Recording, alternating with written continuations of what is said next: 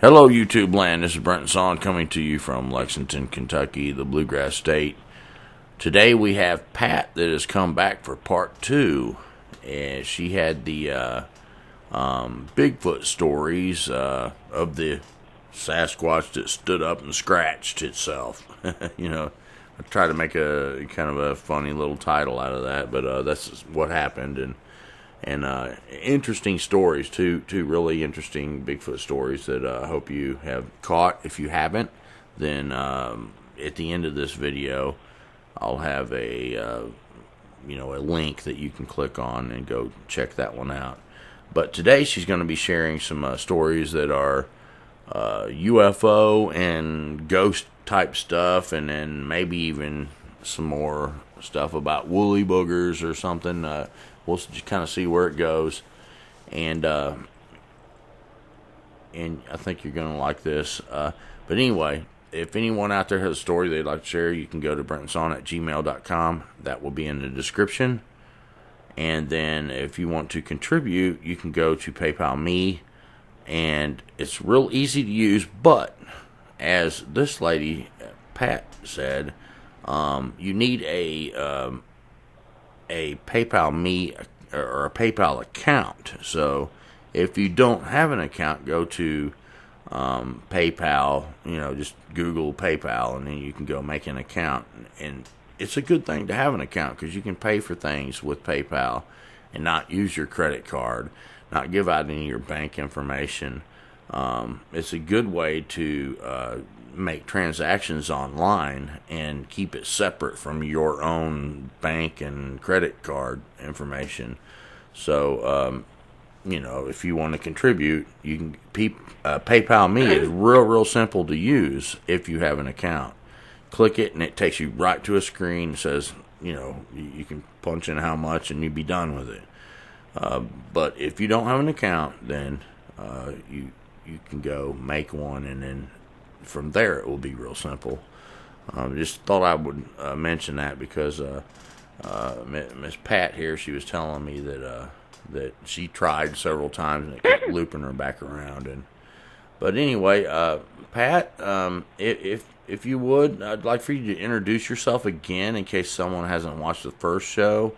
And I don't know if people kind of realize, because you kind of sound, to me, you kind of sound kind of young and stuff. I want people to realize that you are, you've got years of experience under your belt, and you've got a lot of things that you've experienced in your lifetime. So I don't mean to make you or ask you to give away your age or something, but I think that's kind of something that helps your credibility and the amount of wisdom and experience that you have in your lifetime. So if you could kind of just tell a little bit about yourself and your, if you don't mind, your age too, if you don't care. If you don't want to, then no, it's up that's to you. Fine. My name is Pat. I'm from Lawton, Oklahoma, which is also the home of Fort Sill, Oklahoma, which is the artillery center of the United States Army. If you join the Army and you want to be in artillery, you will come to basic training at Fort Sill. Now, I'm 69 years old. I've done a lot of living in these 69 years. I've had a lot of strange things happen to me.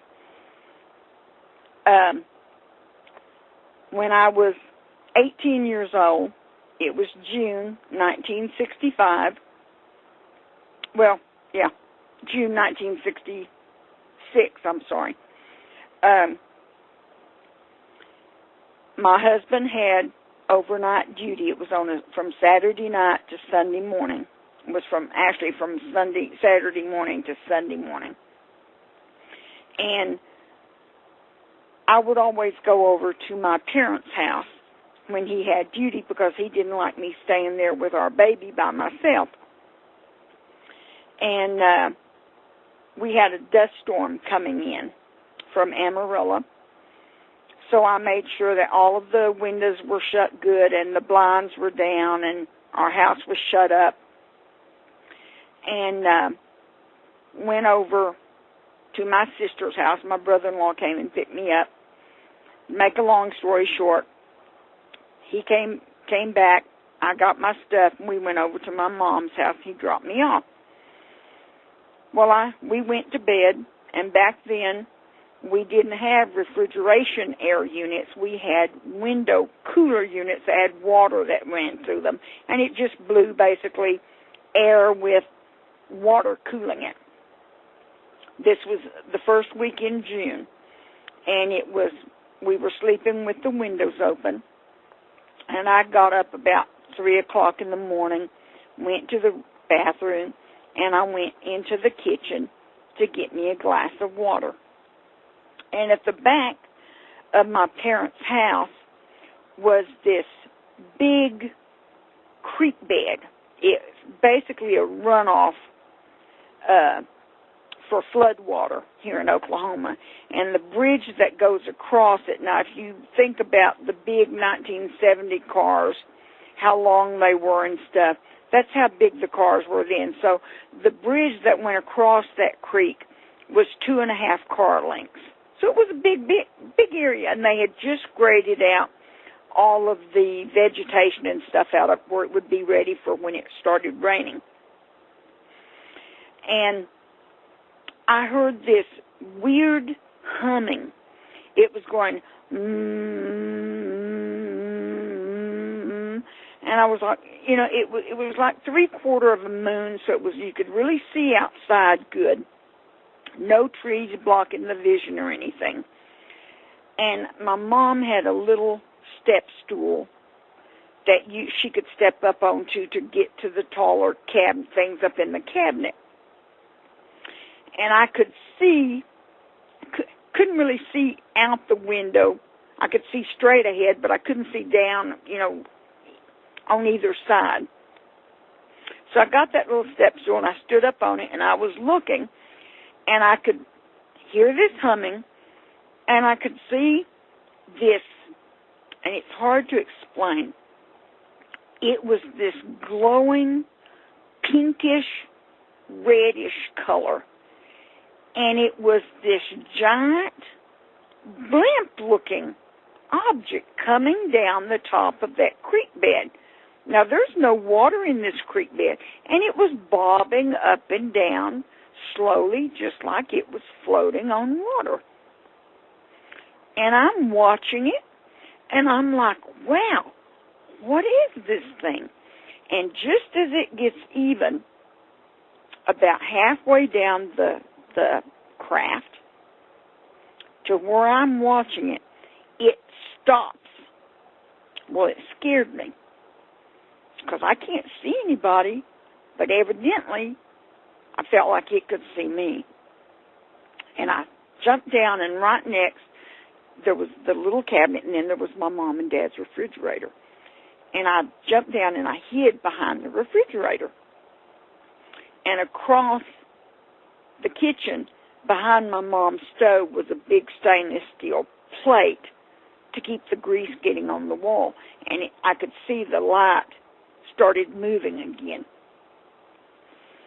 So I got back up, and as soon as I stood back up in the window, it stopped again. Scared the pee-waddling out of me. So I got down, hid again behind the refrigerator until I basically saw the light go out of where anything was shining into the kitchen. And the humming was going on down the creek. And I ran back to my bedroom, locked the door, and I actually shut my windows. Now, this is ridiculous because it was hotter than Hades, but I shut the windows because I was scared. And the next morning, when we got up, I was helping my mom cook breakfast, and I was telling them about what I'd seen the night before. And my dad said, well, why didn't you get me up? I'd have got my shotgun, and I'd have blew that thing. I'm thinking, as big as that thing was, I could see my dad, and he would have been out there with his shotgun, and he would have been shooting at it. But I told them about what I had seen and how it had scared me, because every time I got up in the window, it would stop. And I said I felt like they could see me or they could sense me or whatever. But Dad had went out and he got the morning paper, and he was reading through it, and he said, "Tell me again what that thing looked like." So I told him, and he said, "Well, that's real funny." He said, "Because there were some guys in the field last night at Fort Sill," and he said they reported that they saw a large, what they called a dirigible, that was just glowing this pinky red color. And now, not far from Lawton is Altus Air Force Base, which is a SAC base, and in Wichita Falls, Texas, is Shepherd Air Force Base. Well, they scrambled fighters because this was over a military installation that at certain times would have nuclear warheads in their bunkers, okay? So they scrambled fighters. Well, this thing took off. And by the time the fighters got here, it was gone. But they took statements. They said it never showed up on radar, nothing. And the strange thing about this is a couple of weeks later, my husband took duty from another guy for $25 because we were getting ready to go to Germany in August, and he was trying to save up extra money. And my brother-in-law came and picked me up. I had the house shut up, and I went over to their house and had dinner and stuff, and came back to my house, and all of the windows were wide open. All of the blinds were pulled all the way up. Now, the front door was still locked. My brother-in-law wouldn't let me go into the house first. He went in, checked everything out before he'd let me go in. I went in, and I called my husband. I said, "Have you been home?" And he said, "No." He said, "Why?" And I told him what had happened, and he said, "Well, go ask Roger and Mary, who were our neighbors, if they saw anything." So I walked out there. First I checked. We had money laying on our dresser. We had our guns there. Nothing was disturbed, just those windows wide open and the blinds up. Asked my neighbors about it. They said they didn't see anybody opening the windows or turning on all the lights in the house, but they thought it was really strange because they knew that I was not going to be there. And Roger had come over to the house, knocked on the door and couldn't get an answer, and our windows were up about maybe 8 foot off the ground because you had to go up 4 steps, and it was on a high foundation. And our landlord was the county sheriff. So I called him and asked him if he had been over at the house. And he said no, but he brought one of his deputy sheriffs, and they came over and they checked to see if someone had got in through one of the windows or anything. No, couldn't figure out how anybody got in to open those windows, open the blinds up, turn on every light in the house, nothing. So that was my first UFO encounter. Because it was very much an unidentified object. Yeah. First off, is how big do you, when you say dirigible, or what word did you use? What, okay, pardon? You remember? Have you ever seen the pictures of when the dirigible? Did you say? No, dirigible. Dirigible. D-I-R-I-gible. Okay, so those are kind of like you remember the hot German air, not hot air balloons, but the blimps. Yes. Yes. Yeah, right, okay. So Like, it was shaped kind of like that, like an oval. it was shaped exactly like that. Okay. And this was a pink kind of glowing. The whole thing glowed. It was, the closest I could call it was like a pinkish red. It Right. wasn't a light pink. It wasn't a red. It was sort of the two mixed, but the whole thing glowed. Right. And it hummed. Yeah. Wow. And it was big.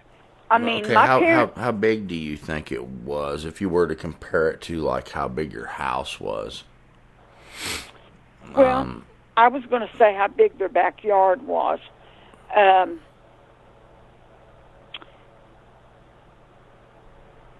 I live on a corner lot. So my yard is like a lot and a half. Well, that could Okay. be lots of different sizes. So if you compare it to your At the house, end of a block, yeah, okay? In Lawton, there's usually two houses on the end of a lot, on the end of a block.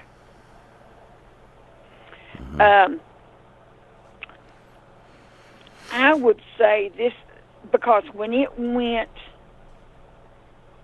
past my mom and dad's backyard, their back fence was maybe, I think my house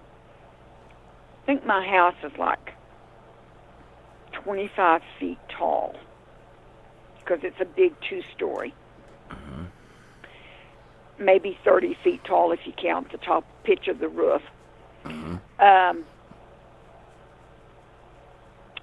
would say maybe 100 feet. It was big. okay, so And at Fort Sill, they have it was wider than your dirigible house. hangars, because they used to keep blimps here. Right. So this was wider than your house then. Oh, yeah. About as wide as your yeah. lot, maybe. It was wider than the lot. Okay. Oh, wow. And tall-wise, it was maybe... well, part of it was down, like I say, it looked like it was actually floating on water. So the bottom part, I only saw like the top 3/4 of it. And across the creek, there was this big two-story house. Really expensive house, okay? And I couldn't see that house's roof even. So that's how taller it was. Okay. So, so this thing's about 100 feet by maybe 30-ish feet tall. I'd say it was probably taller than 30 feet. 40. Yeah, maybe 40. Was it half as tall as it was wide? Maybe a little less, so like 40 by 100. Well, like I say, I have to estimate or guesstimate on the height, on the width, because I couldn't see all the I couldn't see the bottom of it. Okay, so it's a pretty big craft. It was a big craft. 100 by 40-ish, kind of guessing. Yeah, that's a pretty big chunk of... and it was tapered on the ends. It wasn't rounded. It was tapered. They didn't come down to a sharp point, but it was tapered. Huh. So it wasn't like rounded off then, huh? It was no. Like a house would be, like it pitched off like a stealth fighter. It wasn't like a square. It sort of came down almost to a point, and then it just sort of little rounded right at the tip, and then it came on back down. Wow. That's so weird, because when you told me that story, I was thinking about a dream I had, and this dream felt real. And a couple things you said made me think about this dream, because I was in a house looking out of the kitchen window by where the sink was, and there was a door to my right as I'm Oh looking my out. God, you're talking. That's the way my mom's kitchen was set up. Well, hold on. Let me tell it so nobody thinks I'm getting it from you.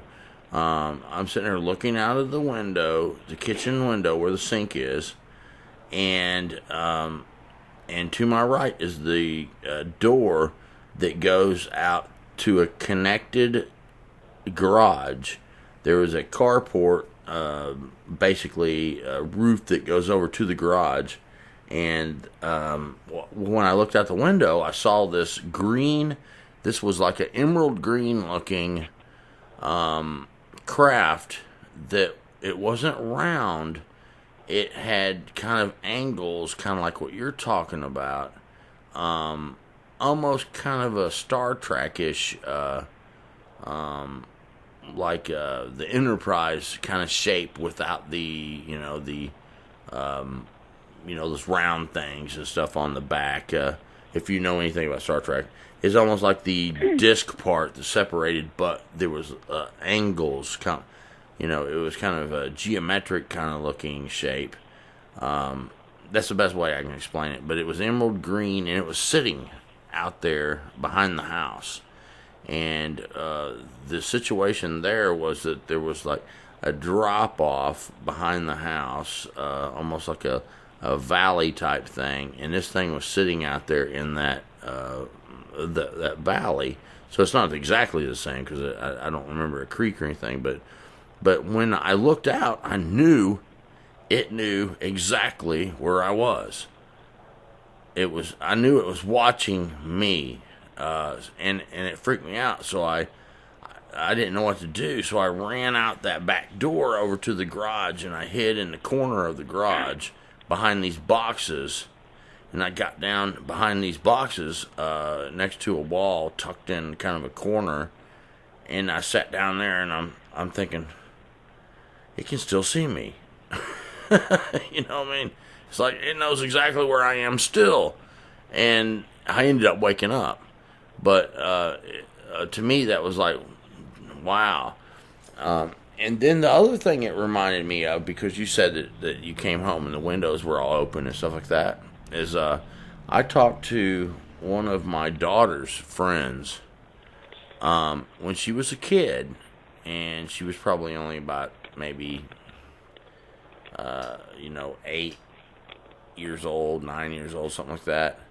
They lived in this trailer house out kind of on the, not really way out in the country, but in a little kind of a rural area. And there was fields and stuff like that around this trailer house that they lived in. And she said that she was outside playing, and she looked out in the field and she saw this craft come down into the field, and it scared her. So she ran back to the house, and instead of going in the house, it kind of scared her to go in the house, because she thought it was, knew where she was. So she went underneath the trailer and hid underneath the trailer house, like where they had the soffit things and stuff. Mm-hmm. She got in one of the little the access deals to go under the trailer. She went in there and was hiding, and she was severely scared. And this is one of my daughter's friends, and she said that I was sitting there in the corner just hoping they would go. And she said that all of a sudden I heard, and she said there was no one home, there was no one supposed to be home for several hours, because this was during the summertime. And she said that that all of a sudden she heard the doors opening and things like that, like windows and doors and stuff like that open, and she heard things walking around like they were walking around looking for something. And she was hiding, just making sure she didn't make any kind of noise whatsoever. And she said they walked around and was looking, kind of like they were looking around, and then finally they walked, and she heard them leave, and then she waited for a while longer, and then she basically peeked out from the underneath the trailer house, and she saw the thing leaving. and like they came in looking for her. Well, see, I've often thought that when I hid, now we know about FLIR and stuff, infrared, and where you can see the body heat. I've often wondered, because I hid behind the refrigerator, that maybe it couldn't see me. Because as soon as I got away from the refrigerator is when it stopped again. Right. Yeah. And I've run this through my mind, because these are like burned into my mind, because they're so vivid experiences. And anybody that's seen a Bigfoot or seen a UFO or it is so burned into your eyes. It's like just memory is stuck there. No, I don't want to interrupt you, but do you know what was so strange is where I had that what I'm saying is a dream, and I was looking out the window and I saw that thing, emerald green craft hovering. It was perfectly still, and it was so disturbing because I knew it was looking right at me. It knew where I was. There was no hiding or nothing. The thing is it was because I felt like I dreamed it, because I think I dreamed it because I went to bed but it was exactly a place that my grandmother and my grandpa lived at one point.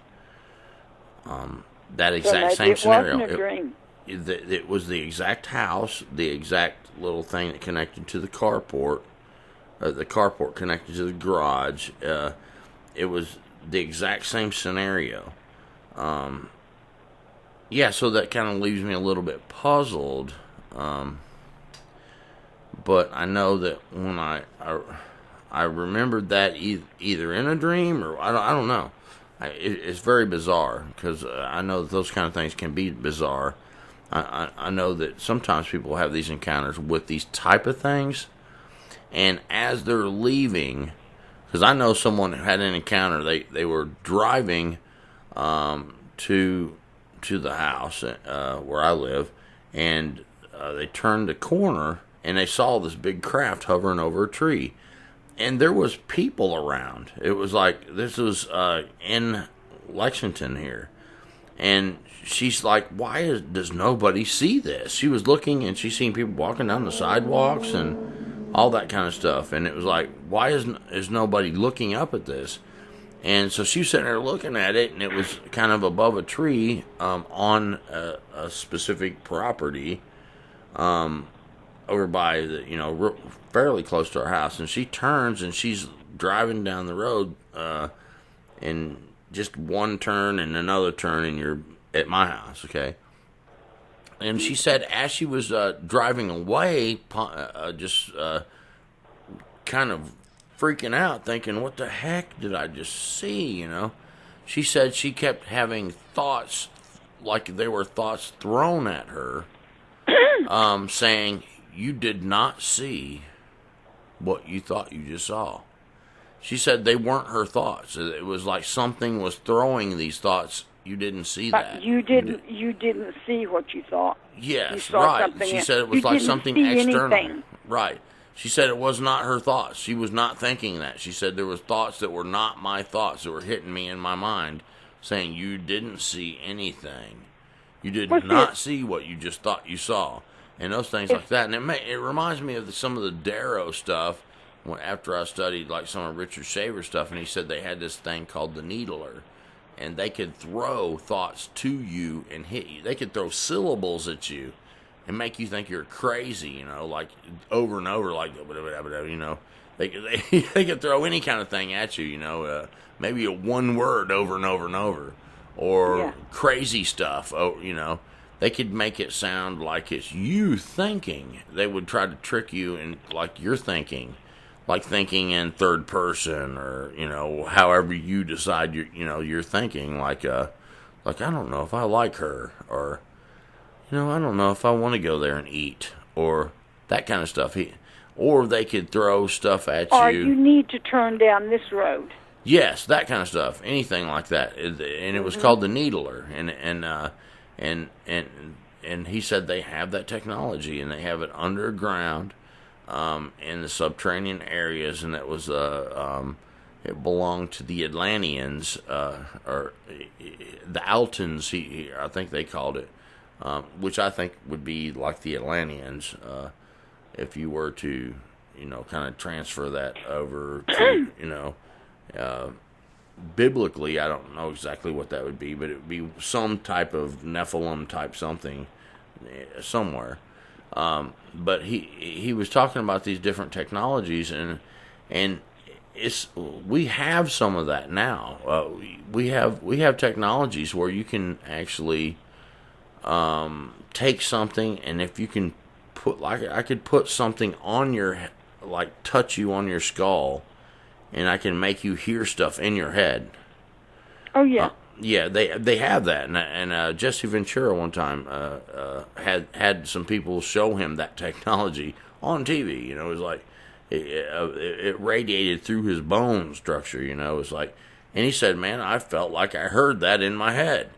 So, these technologies aren't. Whenever I encountered Darrow, in my story, I tell people the thing put something to my head. He put it to my temple. I don't know what it was supposed to do, because I don't recall anything other than when I seen that door open up. You'd have to go see the video on my channel, Hollow Earth, My Encounter with Darrow. It should be pretty easy to find. It's one of my top videos.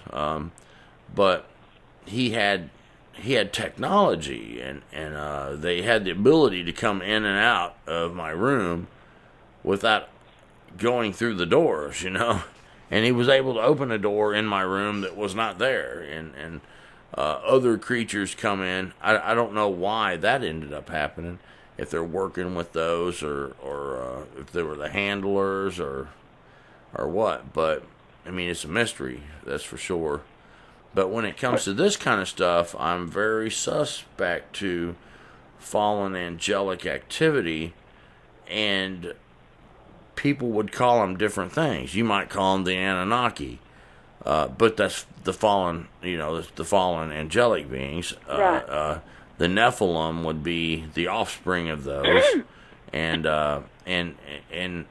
one of the things I found in the Hebrew scriptures was that when people talk about the Anunnaki being the aliens and stuff that came here and did DNA stuff and made people, that's not untrue. That is true. They did do that. They mixed genes with human beings that were here, and they made what they call Nephilim, the Gibborim, and they weren't all giants, and they didn't look all the same.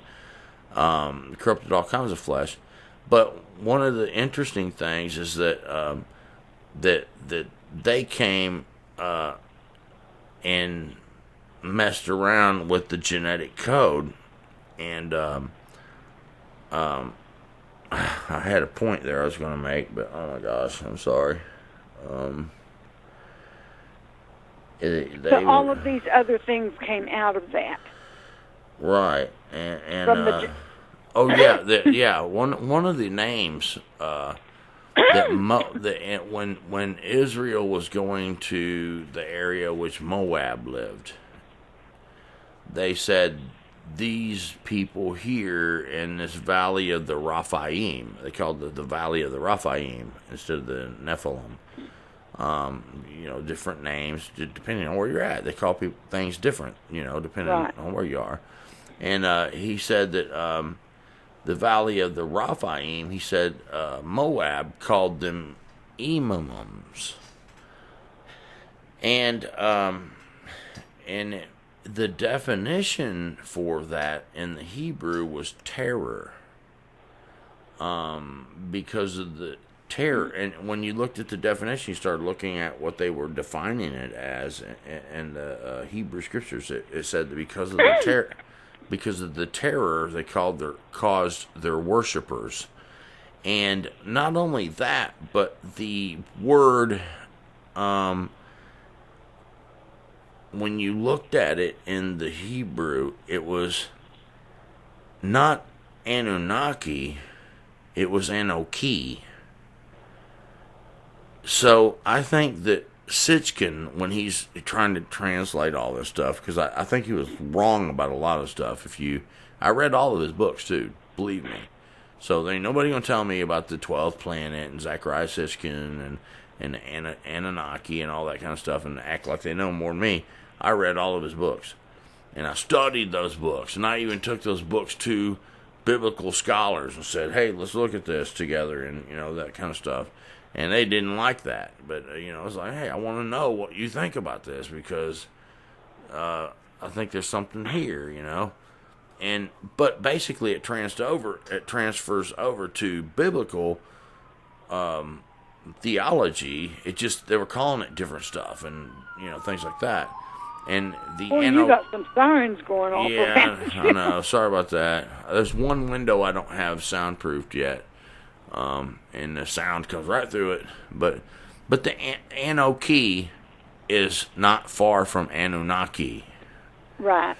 You know what I'm saying? And it could have just been either a mistranslation or even he misunderstood how to spell it. Yeah, and plus I think he definitely mistranslated there being another planet in the solar system. That's a fact, and you can go to Dr. Michael Heiser's website, and he's got information that you can look at if you need to know, if you want to know. If you don't want to know, don't go. But I'm telling you, Dr. Michael Heiser is one of the world's foremost scholars in ancient Semitic languages and Middle Eastern, all that kind of language kind of stuff and iconography and all that kind of stuff.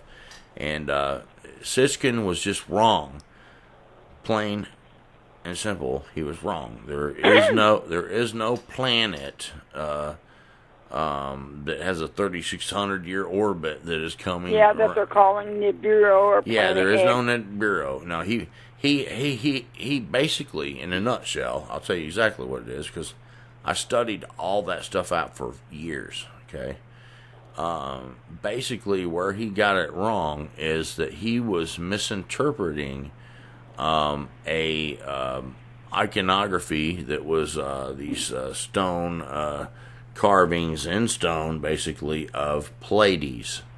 And it looks kind of like the solar system, but with an extra star. So he was saying, oh, that's solar system. No, it wasn't. It was Pleiades, And the symbol for our sun and our solar system was different. And it has these rays and stuff coming off of it. And so it's really fairly easy once you have someone like Dr. Michael Heiser explain it. It's like, oh, yeah, that's fairly easy. Not saying that Sitchin was wrong about everything, but he was wrong about that, and he misled a lot of people, and there's a lot of people still going down that rabbit hole. It's not going to happen. It just isn't. And from the heavens down to earth they came. I mean, that's just a fallen angel story. You know what I'm saying? Yeah. And they did manipulate DNA, and so. But anyway, that's the gist of that. And but that's your UFO story. Now I think you have another one. Yes, I do. Okay, I'll let you tell that, and then we'll go from there. Okay. This was in 1983 or 1984 in the summer. It was early enough that in the summertime they were playing baseball. They had built a large conclave of baseball fields and put up the big lights and everything out on if you're from Lawton, it's Lee Boulevard. but most of Lawton, the city limits at that time was right past Lee, and most of the city was on the right if you were going west on Lee. And there were a few things on the left. Well, they had built that big conclave. This was between 9:30 and 10 o'clock at night. We had our windows open. We had a big 1973 V8 Oldsmobile. And we stopped at this stoplight, and we have a Goodyear plant. Now, it opened in 80 or 81. And the Goodyear blimp would come here for promotions. And I have to tell you, it is the noisiest thing you will ever get close to. They would give rides in it. And we went out and we watched it take on and off and everything. And they would fly it around the city at night, and they would have logos down the side. Well, while we were sitting there, I saw this, what looked to me to be the blimp, and I could see lights running down its side. And I told my husband, I said, I didn't know the Goodyear blimp was here. And he sort of looked at me strange. He said, well, nothing was in the paper. And I said, well, what's that? And I pointed at it.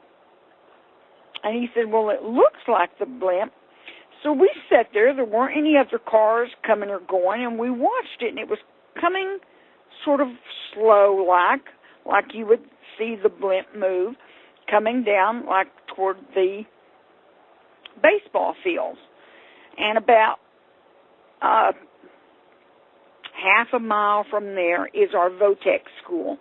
And it's a pretty big campus. I think it probably covers a good 15 to 20 acres. It was pretty big back then, too.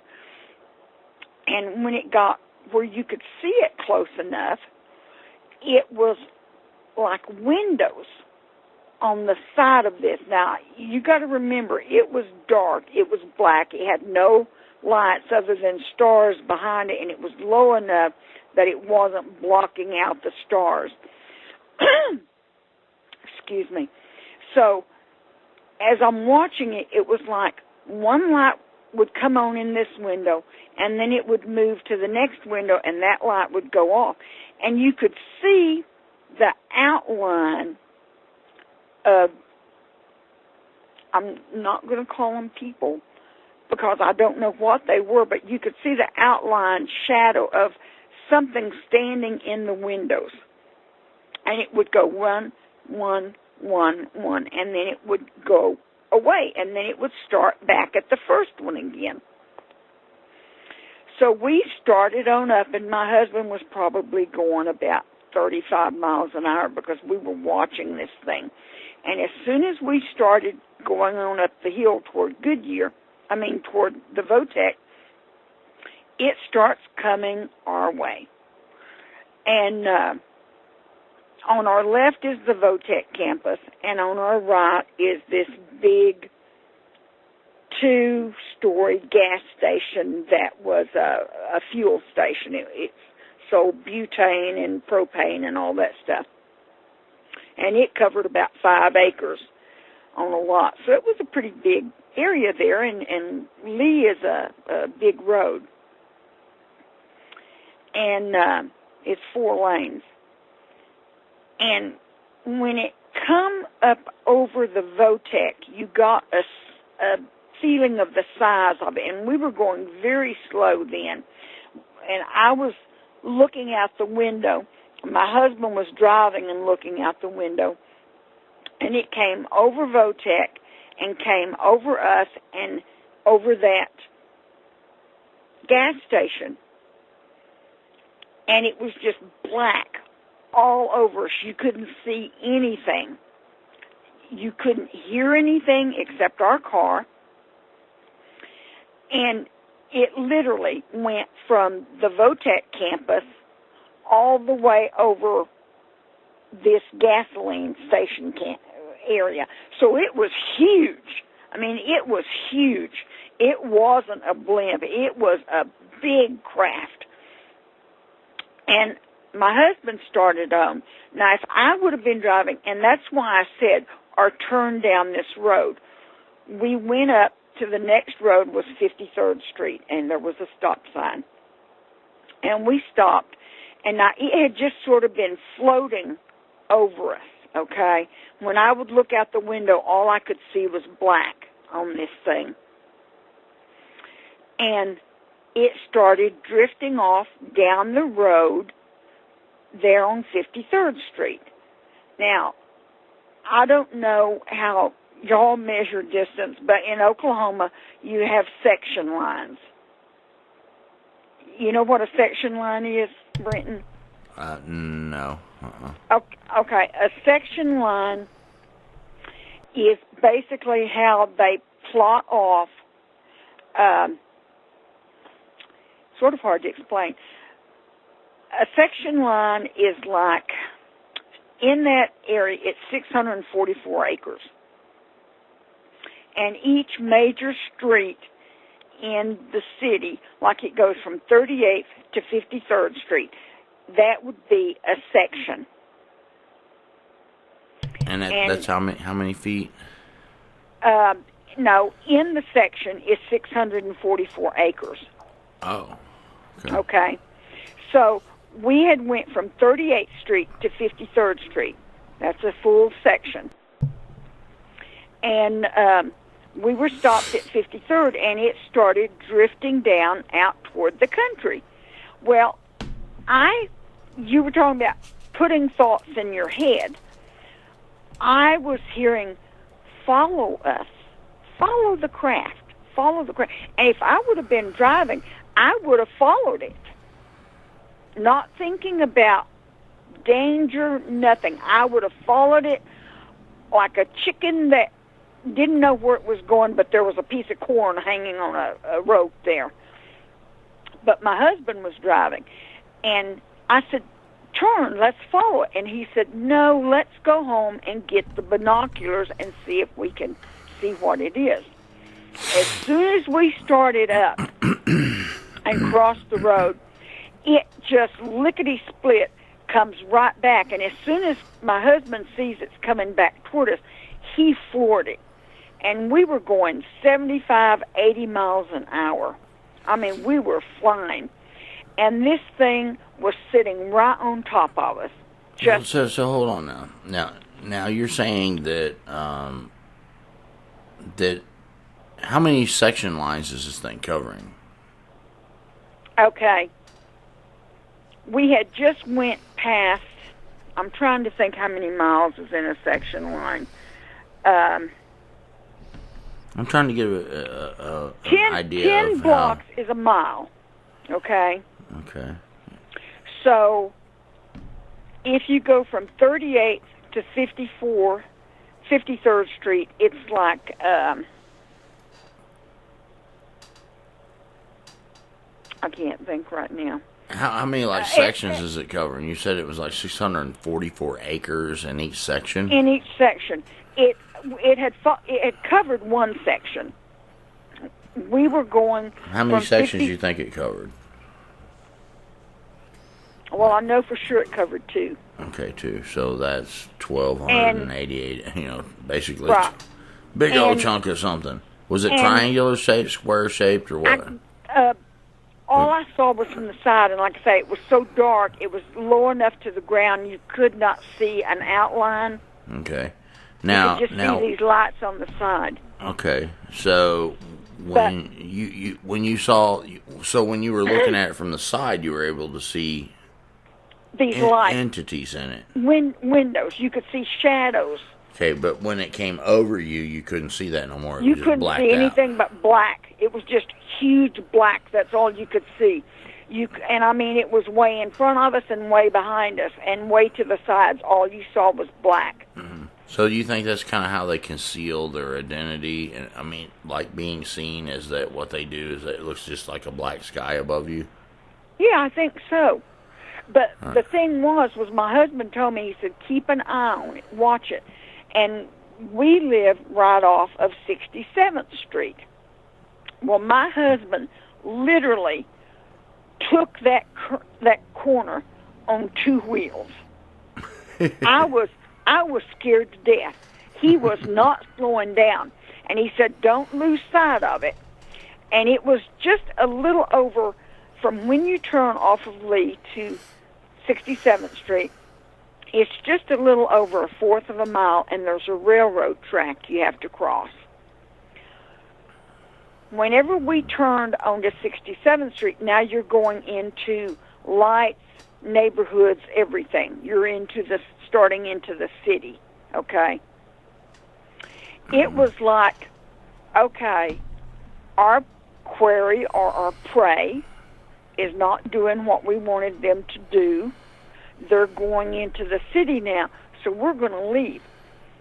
From the time, and I'm telling you, this is a 35, 40 mile zone, okay? My husband was hitting 75 when we hit that railroad track. That thing, from the time we turned,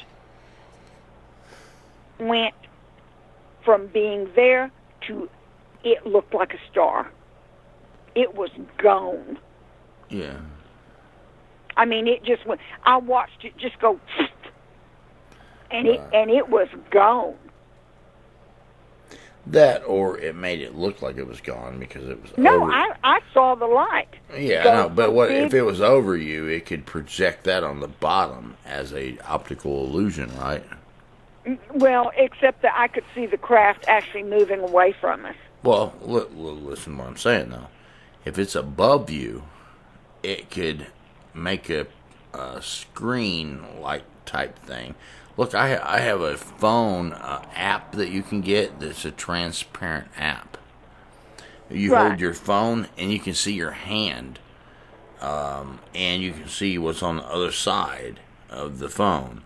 So, what if this thing had the kind of technology where it's above you, and it says, okay, I want to make them think we're gone, and it projects the stars underneath, and it leaving, bam, up there, it's a star. Well, it's possible, isn't it? I mean, it is possible, right. Except that we were in a neighborhood with a lot of lights that would have reflected up, and you could see the stars then. Like I say, but they can project the stars, is what I'm saying. Right. On the bottom. Except I actually saw it move off to the side when it started to take off.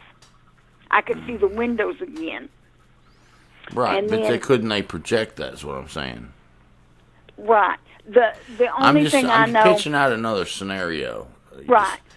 If I was their ship, disappeared. I would say, hey, I want you to make it look like to these people in this car, we're covering them enough right now to where it's blacked out over, 644 times 2 acres, 1,288 acres above them. I want you to make it look like we moved off. They can see our side windows again, and then shooting out to the distance and look like a star. That needs to be happening on the bottom of the ship. It could have happened. I'm not saying it didn't. There were 67th is a very busy street. When you come down to Gore Boulevard, which is the next street from Lee, it's an extremely busy intersection there. There's a McDonald's and there's a 7-Eleven and people coming and going, all and people in the weren't area. noticing it either, were they? They didn't see it, so that's why I don't think it was still over us. Right. Well, because if they were covering the whole place and they're projecting stars on the bottom, I've collected a few UFO stories before, and they said it looked like there was lights all on the bottom of this thing. They weren't trying to make it look like stars at where these people were at, because it was in Canada. They were probably trying to make it look like a plane. No, he said this thing was 4 miles wide. Or 5, well, like I say, this thing covered the Votech campus over a 4-lane road, and then this 5-acre gas station compound, and that's all you saw was just black, but it was like it was lure, and we talked about it because my husband said, now when we got home, it was like 10:45. Okay. Okay. What time was it when you saw it? It was I would say between 9:30 and 9:45 was the first sight we had of it. Right. And it seemed like time just sort of slowed down. Mm-hmm. And then, so you got home, and you think it was what by time? the time we got home, it was almost 11 o'clock. Okay. You think you had any missing time?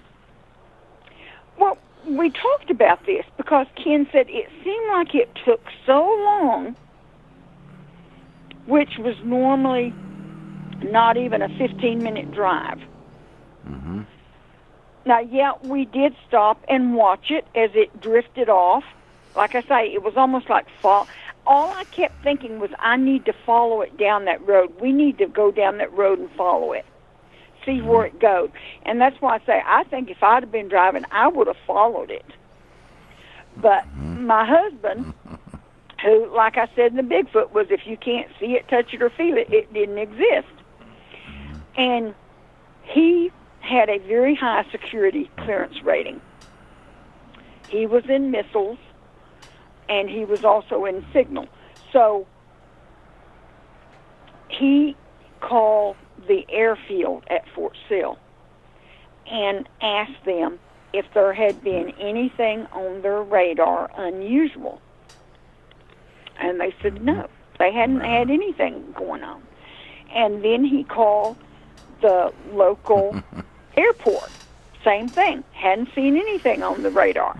And they asked us, and in fact, we even had a couple of policemen come to our house because the airfield had called them, and evidently the 911 had got some callers from the that lived out by the baseball diamonds. Right. There's a trailer park up there, and there's some houses out there. They had called that they had seen this weird aircraft. That's what they called it, was a weird aircraft. So the police, because we called the airport, they came out to our house. Mm-hmm. And they wanted to know what we had seen. Yeah, well, they know you saw something.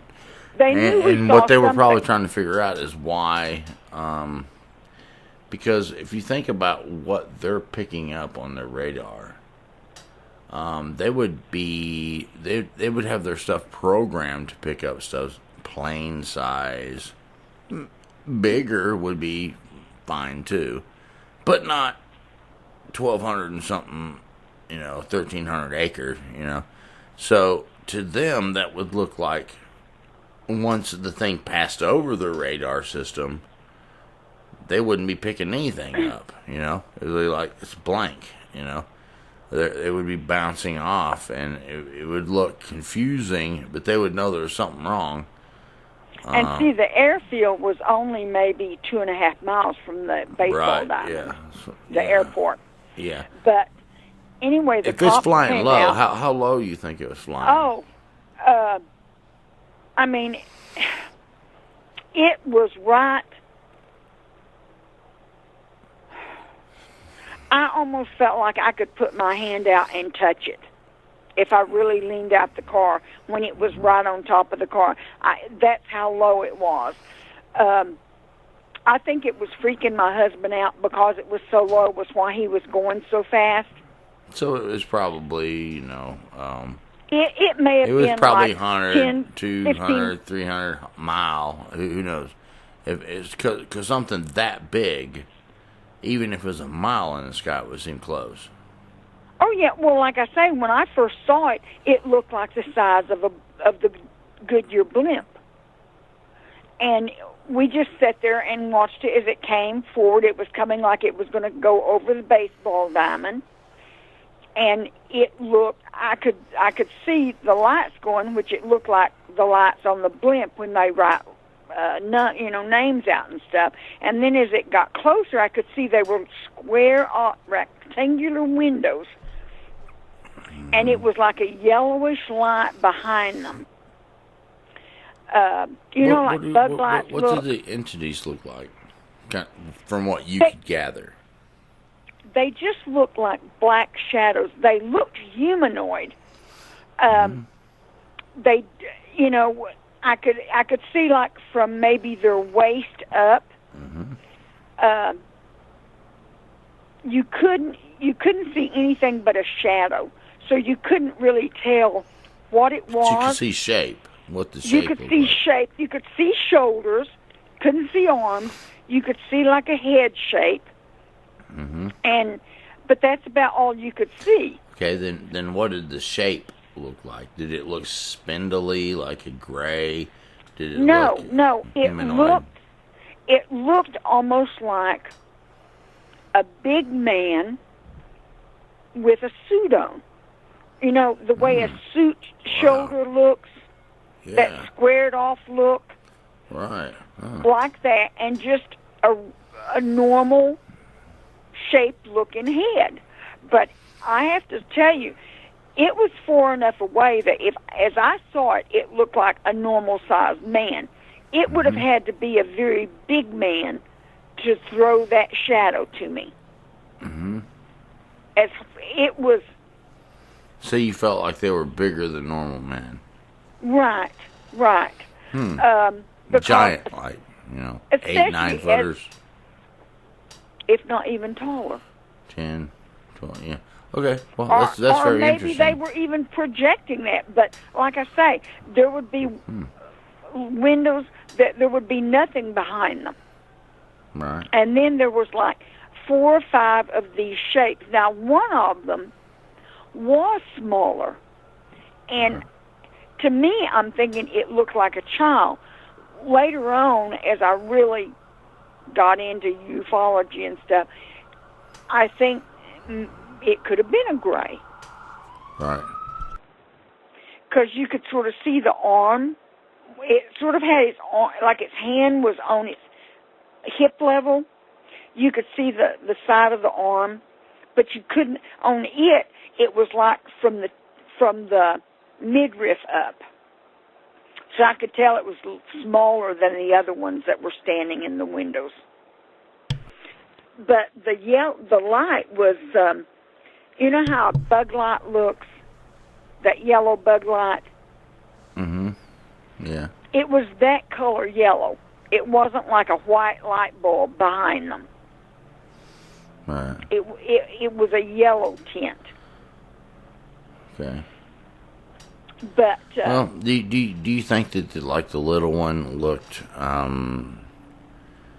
You said it. You thought it might have been like a juvenile. Well, in shape wise, you can tell something that looks like a child. You can tell something that looks young compared to the shape of something that looks older. There just is It some had difference. spindly arms, upper arms that I could see. Okay. One arm was down, but one arm was out, like if you put your hand on your waist. And its head looked bigger than its body was. So it looked kind of like a gray, maybe? That's what I'm thinking now. Because at the time I was thinking, is that a deformed child?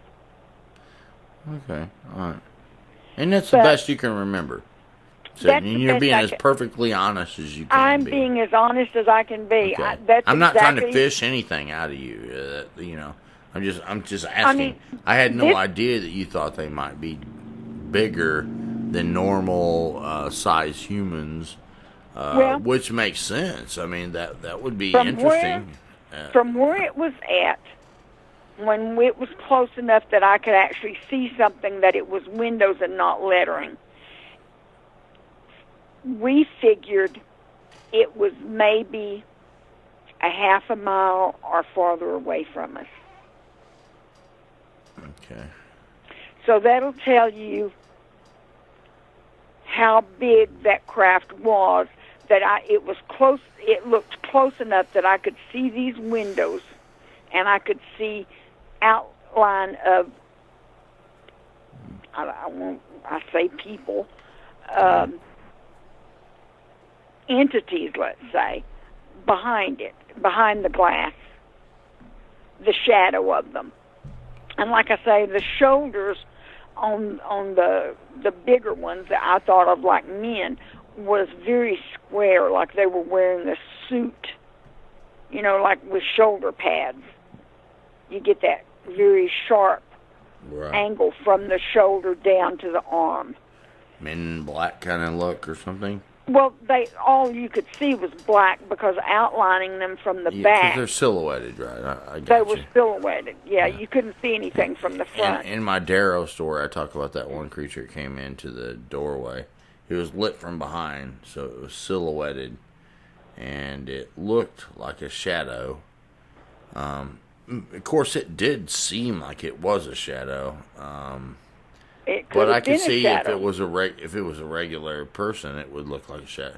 You know, it would be silhouetted. So, and if it was a long distance away, then it would be perfectly, understandable. That wow, what a story, man! That's just crazy. We had a telescope. We had bought my son. We went out with binoculars. We had that telescope set up. We were searching the sky for it. You know, and I told my husband, when we hit the railroad track, like I say, it was just a pinpoint of light is all I saw. It started off, you could see it sort of blur, the lights on the side starting blurring, and then it was just, and it was gone off to our left over this housing area.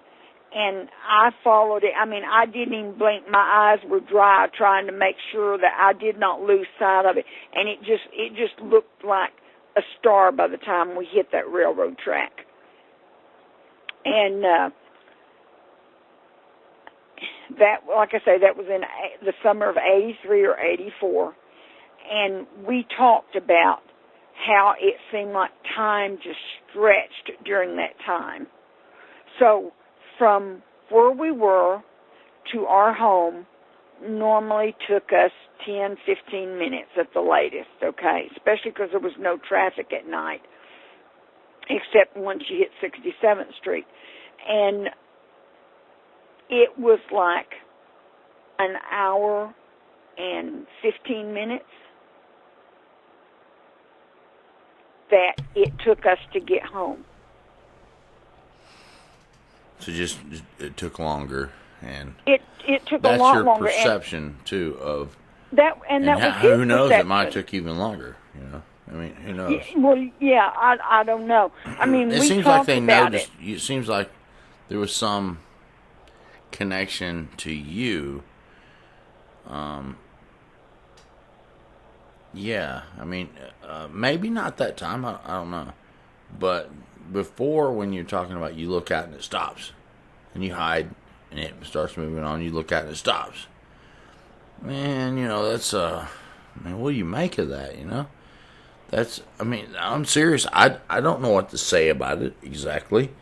So you are. You're seeing this other thing, and it's like you're seeing entities in it and what have you. You're trying to make sense of what you're looking at, and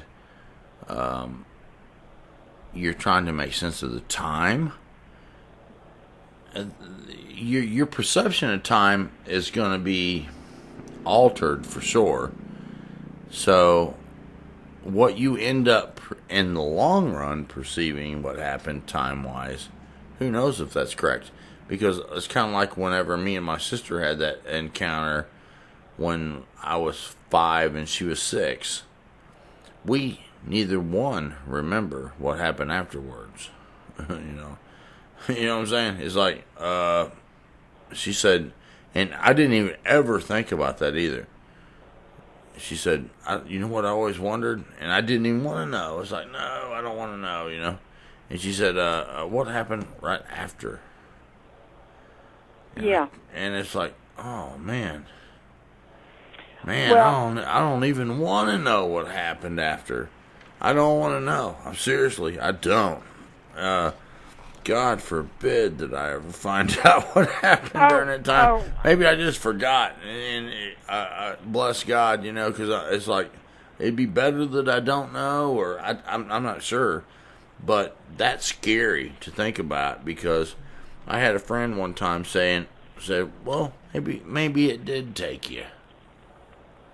Yeah, but you don't want to know that. Goodness, yeah. It's like, man, you gotta be kidding me, man. Don't even say that, man. That's crazy. And I mean, as a kid, it was scary enough. Well, I mean, if you'd have been by yourself and your sister hadn't have come in, oh my goodness, would you have just disappeared?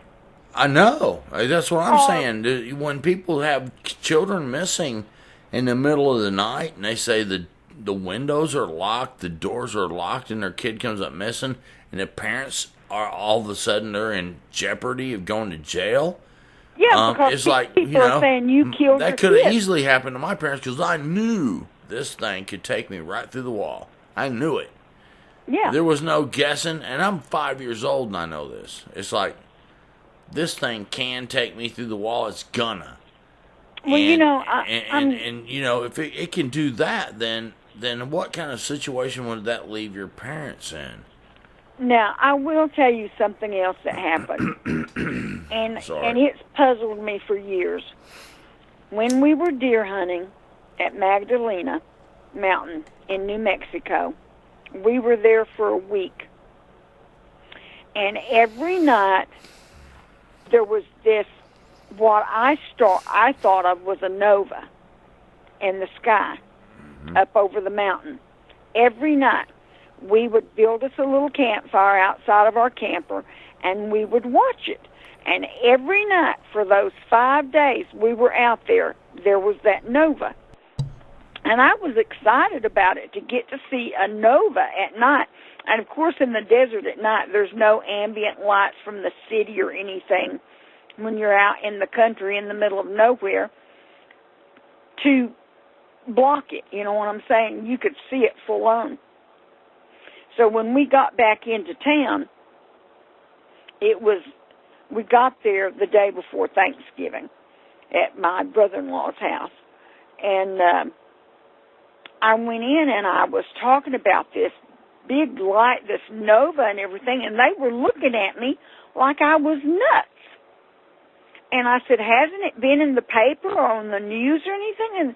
And my sister-in-law said, Pat, we don't know what you're talking about. And I said, well, a nova is a sun that has exploded. And I said, it takes millions of light years for that light to get to us. I said, it's a big thing. Nothing on the news, nothing in the paper. Once we got back to town, nothing in the sky. But for 5 nights, that was there every night over that mountain. And my husband and I just sort of were like, well, we saw it, but evidently nobody else did. And if it was a supernova, everybody would have been talking about it. But that's what it looked like, was a supernova. But just... So this wasn't like something that anyone else saw? No. We had a lot of friends there in Albuquerque. My husband went to school there at Los Lunas, and he had a bunch of friends that lived in Albuquerque and Los Lunas. Nobody knew what we were talking about. His brother even called the one of the news stations there, at the TV stations at Albuquerque, and asked them if there had been a supernova. They didn't know what he was talking about. So what was making what was making you think it was a supernova? Because it looked like what I had seen pictures of supernovas look like. Okay, and what would that look like? You know how a lot of people show the Star of Bethlehem? The star that led the wise man to Jesus. Right, it would have to be something bright, and it moved across the sky that they could follow. Okay, yeah. But this didn't move. But it was bright like that. It shined up, it shined down, it shined to the sides, and it was almost like a sun. It's a big old bright thing. Right. And it was in the exact spot every night. It never moved, because we would sit outside the camper. It was just in our And perspective, where were you at when you were watching this? 'Cause that makes a difference too. this was south of Albuquerque at Magdalena Mountain. You had no light pollution and things like There that. was no lights around there. No, we were in the middle of the boonies. You go off the highway, you go 25 miles on this dirt road, and it's mostly sand. If you don't have we have a 4-wheel drive vehicle, Right. you can get stuck on it. So you're you go thinking around the mountain. You're thinking. I don't mean to cut you off, but you're thinking that this is so bright that other Anybody people should have seen to it. see this. This is it's not something that we would just see from our perspective because of lack of light pollution and stuff like that. You're Right. thinking, hey, no, people have to see this. This is a very light or a very bright NASA would have event. seen it. People with their big telescopes and like in California, in Washington, they would have seen it. And no it one would saw have it. been big news because it looked like a supernova. And no one saw it. No one saw it. They had no idea what we were talking about. Okay, well then that's what I'm saying to you. The technology that these things, I believe, have. They can pull something over you that you're talking about something out of your words that covers Right. 644 acres plus 644 acres at least. That's 1,288 acres. Okay, if it pulls down close, then all of a sudden you're going to get a vacuum feel because you're going to have a noise kind of anomaly where you're going to feel like you're in a box. In my opinion, no noise. in my opinion, it's gonna block noise out. So because if you have something that big that's covering you're gonna be thinking, dang, it seems quiet around here. You know what I mean? Because it's blocking noise out. I mean, noise that goes up is gonna ricochet down, or any kind of noise that would be from the natural environment that would be coming from the rest of the world around you is going to be and that blocked. was something else. But when hold okay. on, let me get finished here. So here you are, and it has ability to, like I just said, I seen an app. I almost got it earlier. This app that you can download to your phone, free too. Doesn't even cost nothing. And it's makes your phone look like it's transparent.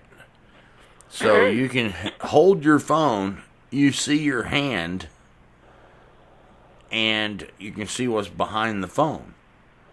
Okay, that's idiots that are making these things, just regular old dudes. And when I looked at the reviews, some people, it didn't work good, blah blah blah. They were like, nah, it didn't work good, And there was maybe a couple people that said, no, it worked okay, it was good, But you can see, okay, the idea of it. I'm not trying to stretch it or anything, saying that it was awesome, but the idea of it was that whatever is on the other side of it, it's gonna show you. So if you're looking at something that is in the sky, it can show you what's exactly on the other side. That's the whole idea of the app. It was to make it look transparent. When you look at it, you are looking at what is there, minus the device, minus the people who are involved in it, or that kind of. That would be an awesome app to have. Yeah, and they have it. I mean, and I'm sure it works a lot of the time. Excuse me. I'm sure it works. Not in every situation. So, I get bad comments on my videos. So, out of 100,000 comments, I might get, 1,000 that are bad. I'm not saying that the negative comments were indicative of what the whole of the app was, but what they were trying to do was make something that you can't see. You know what I mean? Right. You're looking at the phone and you see what's on the other side of it. Now, and therefore they have perfected that to some extent. And we're just humans perfecting a free app. If it was a paid for app, I'd buy it. A free app, it's not perfected. You'd buy it if it was free.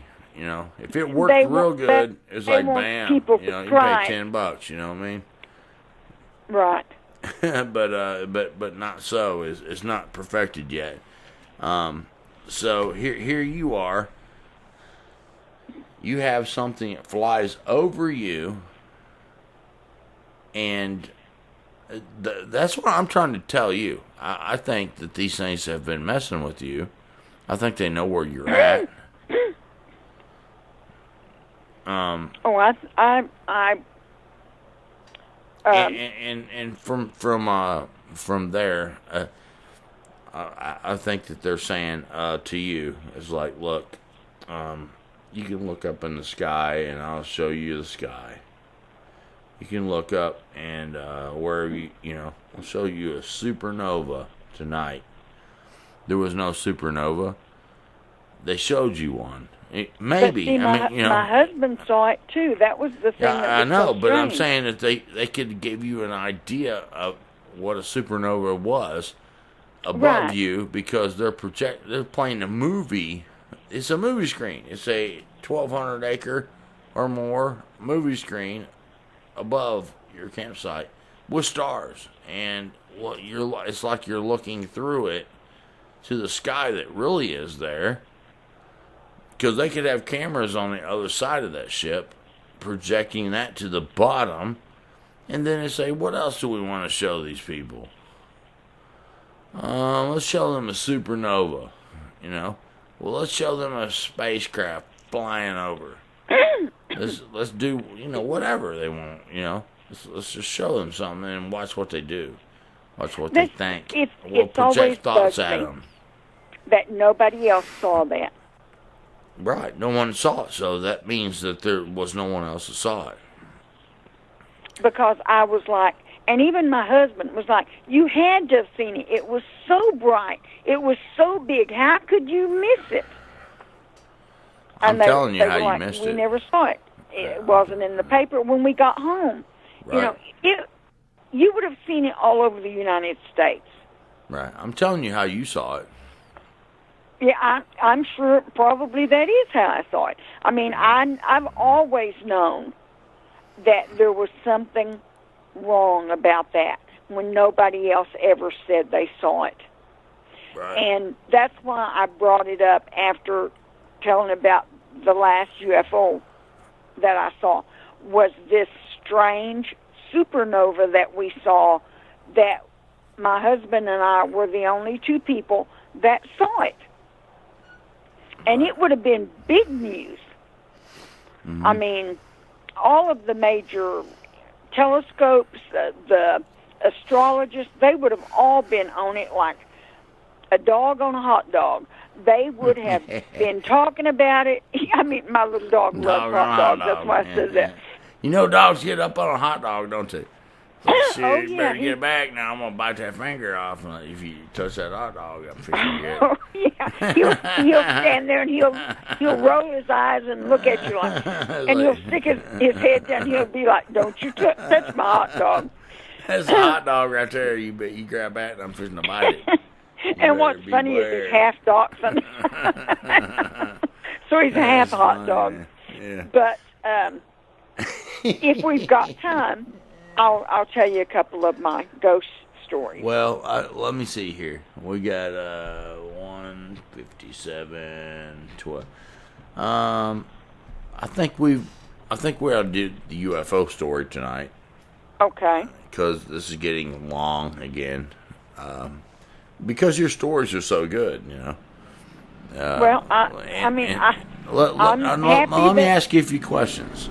Okay. What do you think these things are?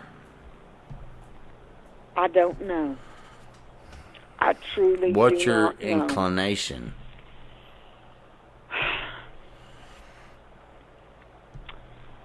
Do I believe that they're extraterrestrial? Mm-hmm. I don't know. I do believe No, that hold on now. Hold on. Let Okay. me say this. Extraterrestrial means that from another planet. they're not of this Earth. planet. Now, Right. a fallen angel is not of this planet. So, a fallen angel is extraterrestrial by definition. Okay? So, Well, that's true. know, Then they could yeah. be ETs. right. I- They can I mess with don't- genetics, according to the Bible. Well, yes, I do believe that. Okay, so what do you think? Num- And I think they have technology too, because I think even in when it comes to like the book of Enoch and stuff like that, several Right. different books. A lot of people talk about the book of Enoch, but there's more than one. There's three, and then there's other stuff like Jasher, and there's lots of different things that people talk about reading, but they don't clarify which one it is. But when it comes to these kind of entities, there's a lot of information.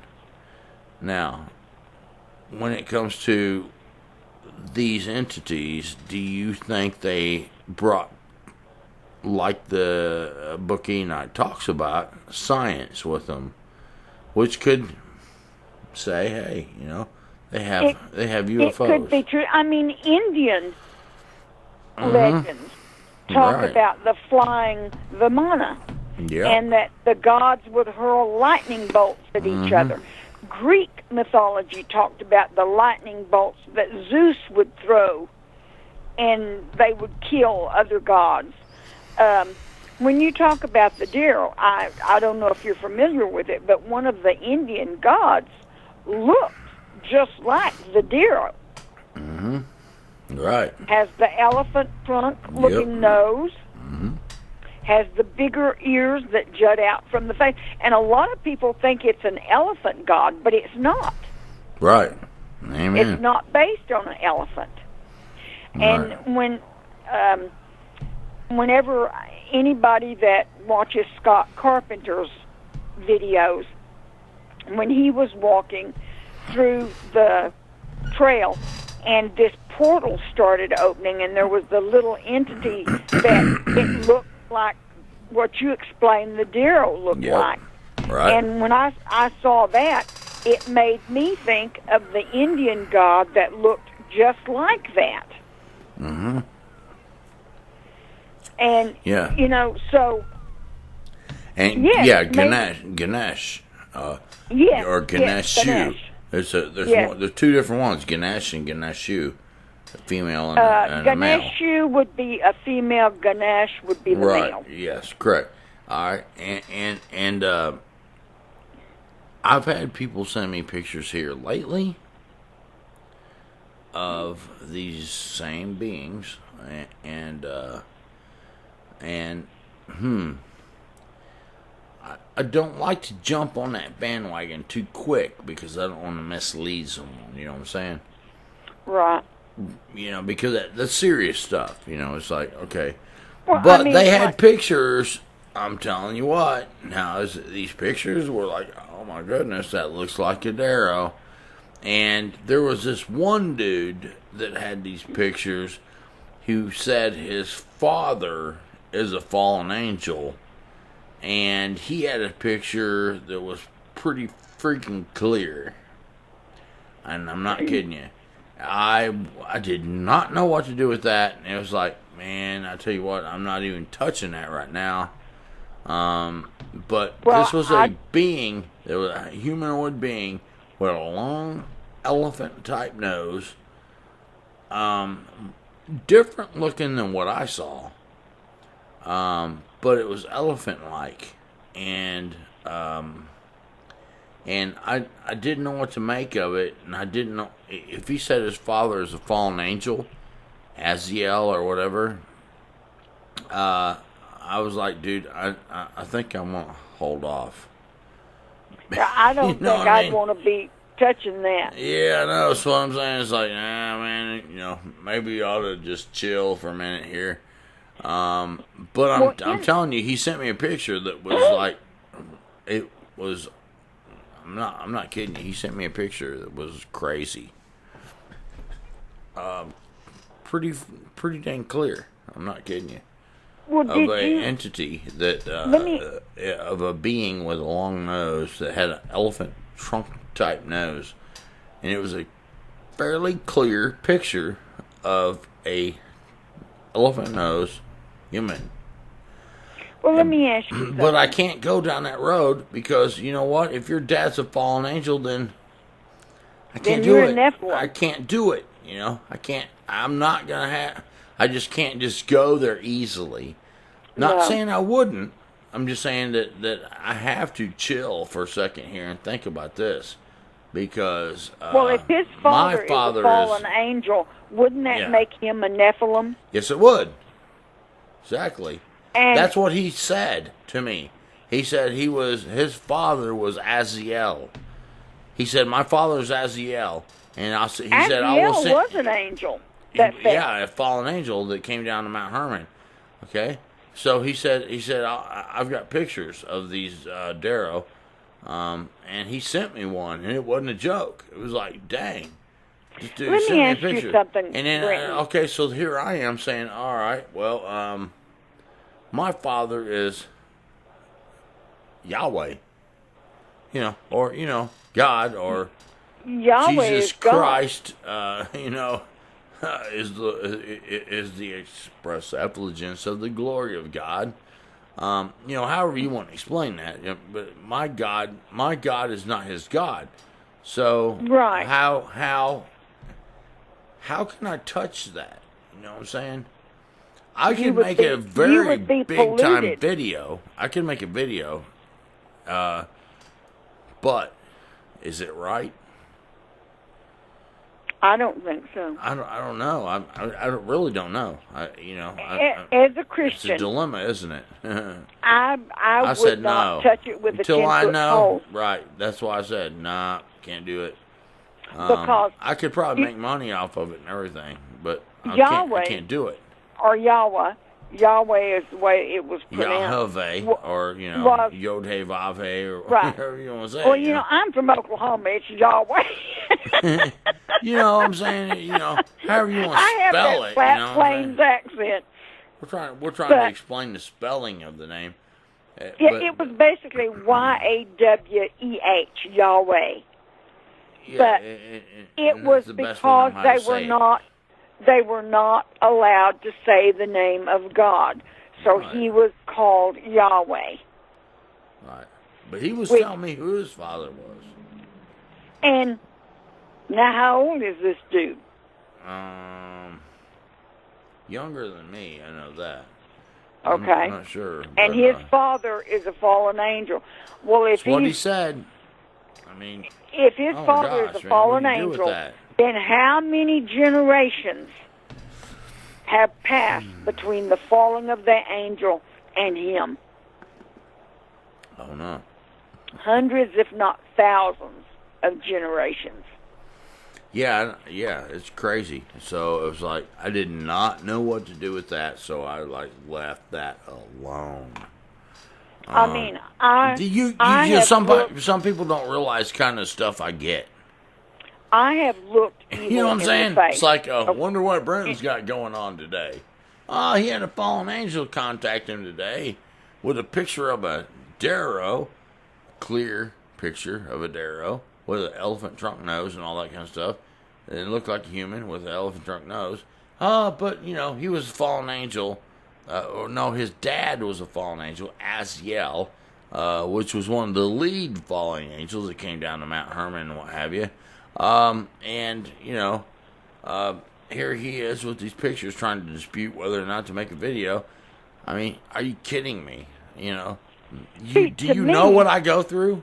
Do you know what I do? Oh, I imagine you get some really crazy things. Yeah, I know, but when you get pictures to go with it, and it ain't fuzzy, I get blob squatch pictures. Right. This was not blob squatchy. I'm telling Well, you. I was telling you earlier about the picture that I have that blew me away. That was taken by my brother in a cemetery. It was the earliest grave was around 1790. The last grave in that cemetery was 1915. And it was my great-grandfather's grave. My oldest brother was bent down on his knee in front of it, taking a picture close-up of the headstone. My brother that was 8 years older than me was standing behind him taking a picture, and it showed his shoulders and my brother's shoulder and his head, and then the headstone. And it's a little picture. It's like 3 by 3. And my mother took it with a Kodak old-fashioned box camera.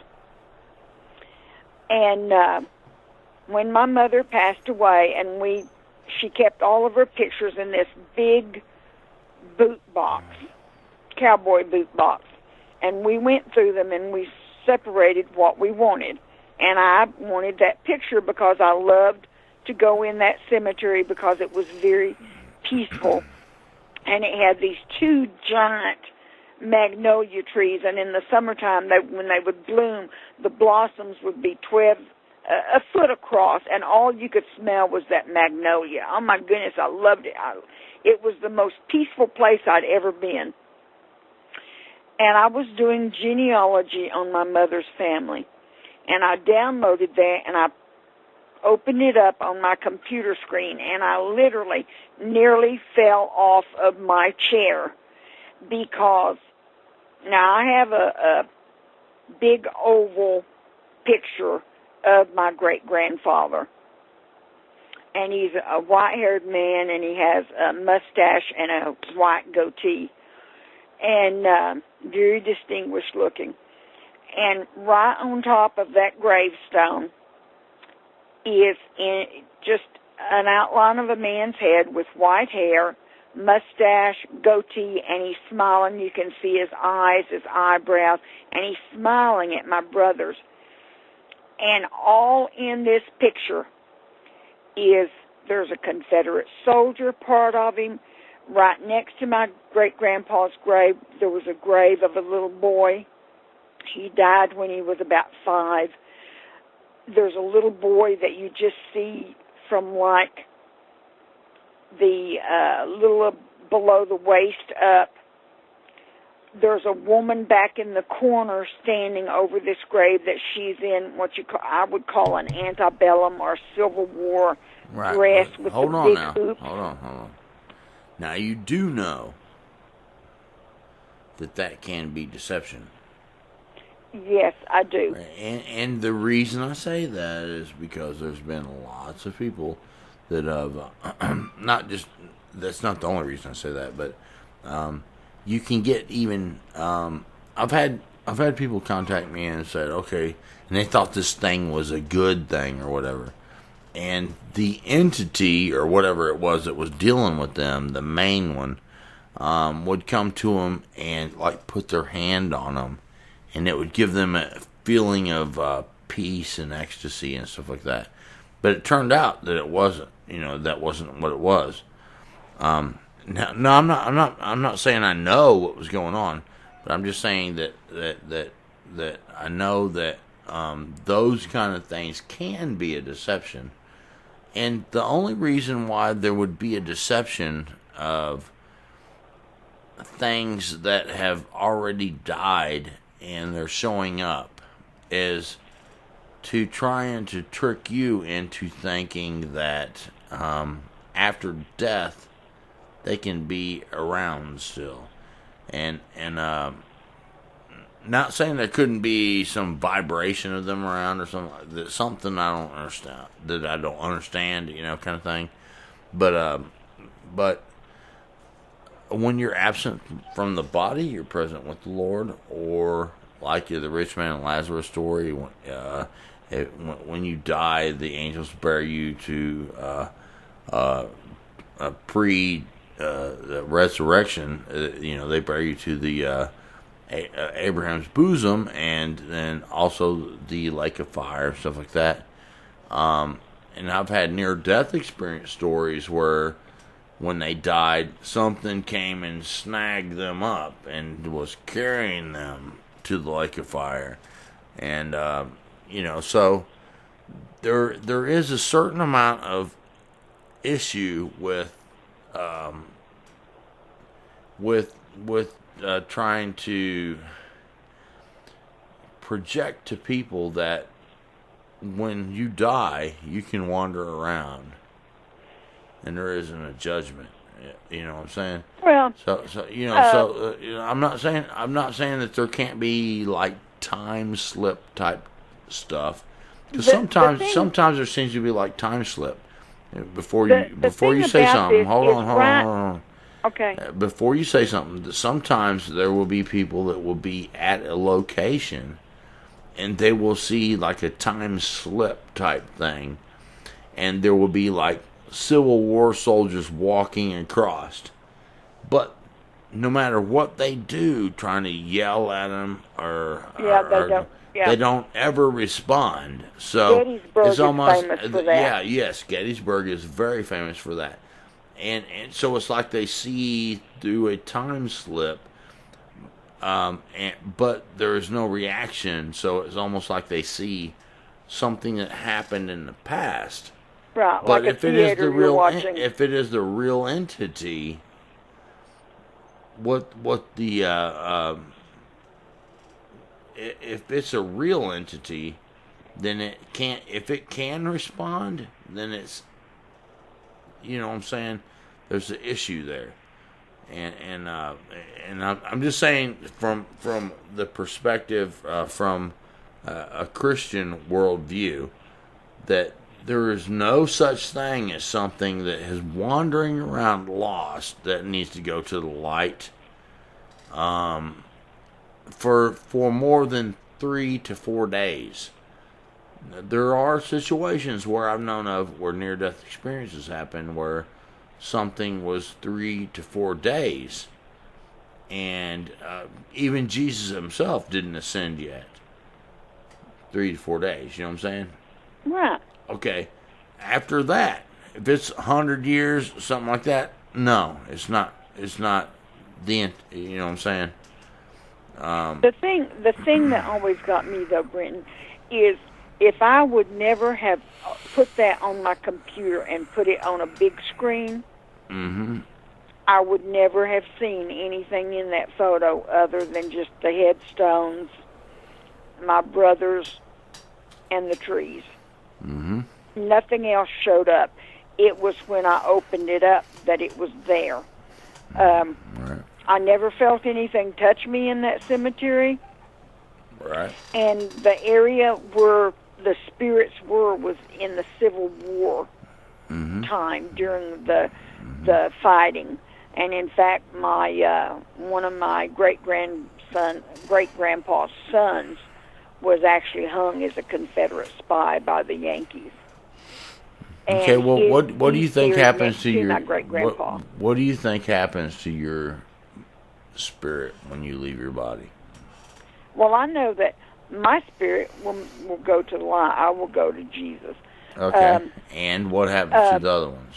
Now, I do believe from things that have happened to me that if it's a violent death, that sometimes that spirit can't find closure. And I get what you're saying too, because I studied that I studied that in college. I have no idea why in broadcasting we had that in some courses, but it was on ghosts that had unresolved issues. Yes. Okay, when they didn't have it was unresolved. They would be ghosts or doppelgangers, that kind of stuff like that. Now, But, so when you think about, is that really them? You know what I mean? Because how long would a person be able to actually roam around needing to go to the light? Because really, if you like watch one of the videos I have that the Marine accidentally hung himself. No, I didn't watch that one. Yeah, I he didn't had want a to. demon come snatch him up. It was a 12-foot tall demon, and he didn't get a choice to wander. He did wander for a minute. Because he was sitting on the bed beside his friends. He didn't know he was dead. Oh, yeah. But within just a little bit, it wasn't very long. So I'm saying to you that I know that it can be just a little while, but they will hone in on you and know, hey, I'm going to go collect him. It's not going to be more than 3-4 days. You know what I'm saying? It's not going to be hundreds of years, ever. Well, this wasn't hundreds of years. This Yeah. was in 1958 or 9 was the stamp on the picture. Right. Because taken. this dude on the Marine, he actually was sitting beside the dude that took a picture of his dead body. He accidentally hung himself in a noose. All right, he was a Marine. They were in the Marines and they were messing around with this noose thing, and he was like, they were just joking, kind of playing around and stuff, and he accidentally hung himself, and he couldn't get the noose back off his neck because the kind of rope they made it of, and they tightened it up, and it was like bam, okay. And so his friends thought, oh, he's playing, because he's sitting there choking to death, and he's like, oh, he's just freaking playing. He's acting, and he was sitting there. He was like not being able to breathe, and they like, boy, he's a good actor, ain't he? So they sat down on the bed, on the cots in the barracks there, and everybody else had left on call, all right? And there was only like maybe 3 of them, maybe 4 or something like that had stayed because they didn't really have the money to leave to go out on the leave that they had. So, he stayed there with his buddies, and they were messing around, and he put the noose around his neck, and that dude came up behind him and pulled it tight. And where they had messed with it before, it wasn't no big deal. So so automatically they thought he was playing. Well, he wasn't playing, and he was struggling to get this noose off of his neck. He was pulling really, really hard, and he had 1 finger in. He got 2 fingers in around the neck where the rope was. He couldn't. It was so tight. He really couldn't do much more than that. And he said, "Man, I don't have much more than a few seconds left. If I don't get this off of my neck, I ain't getting it off." He knew it, so he put what he could, 2-3 fingers in, and he yanked as hard as he could, leaning forward. And all of a sudden, he's like, he walks forward. And he's like, wow, I got it off my neck. And he went and sat down on the bed next to his friends. And his friend grabs a bag out from underneath the bed in the barracks there. And he looks in the bag that this dude grabs.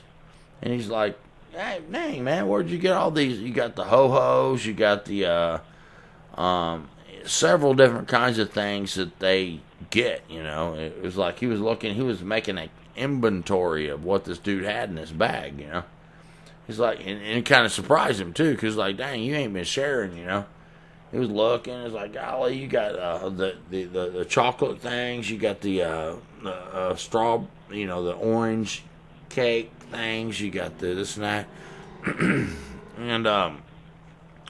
and he was sitting there, and his friends were talking back to each other, and one of them was telling a story or whatever. And he said the dude that was sitting across from him kept looking. He would lean over and look. like he was looking past him.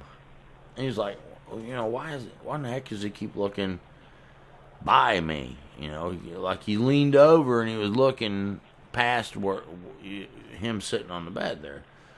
And so it was like, okay, you know, he blew that off, and they started talking again. The dude was telling a story, and you know, the dude kept looking at the stuff he had, the snacks and stuff he had, and then he looked. He said his buddy leaned over again and looked past him, and it was like, you know, why are you looking past me? He kept asking it. He asked him, it's like, why are you looking past me?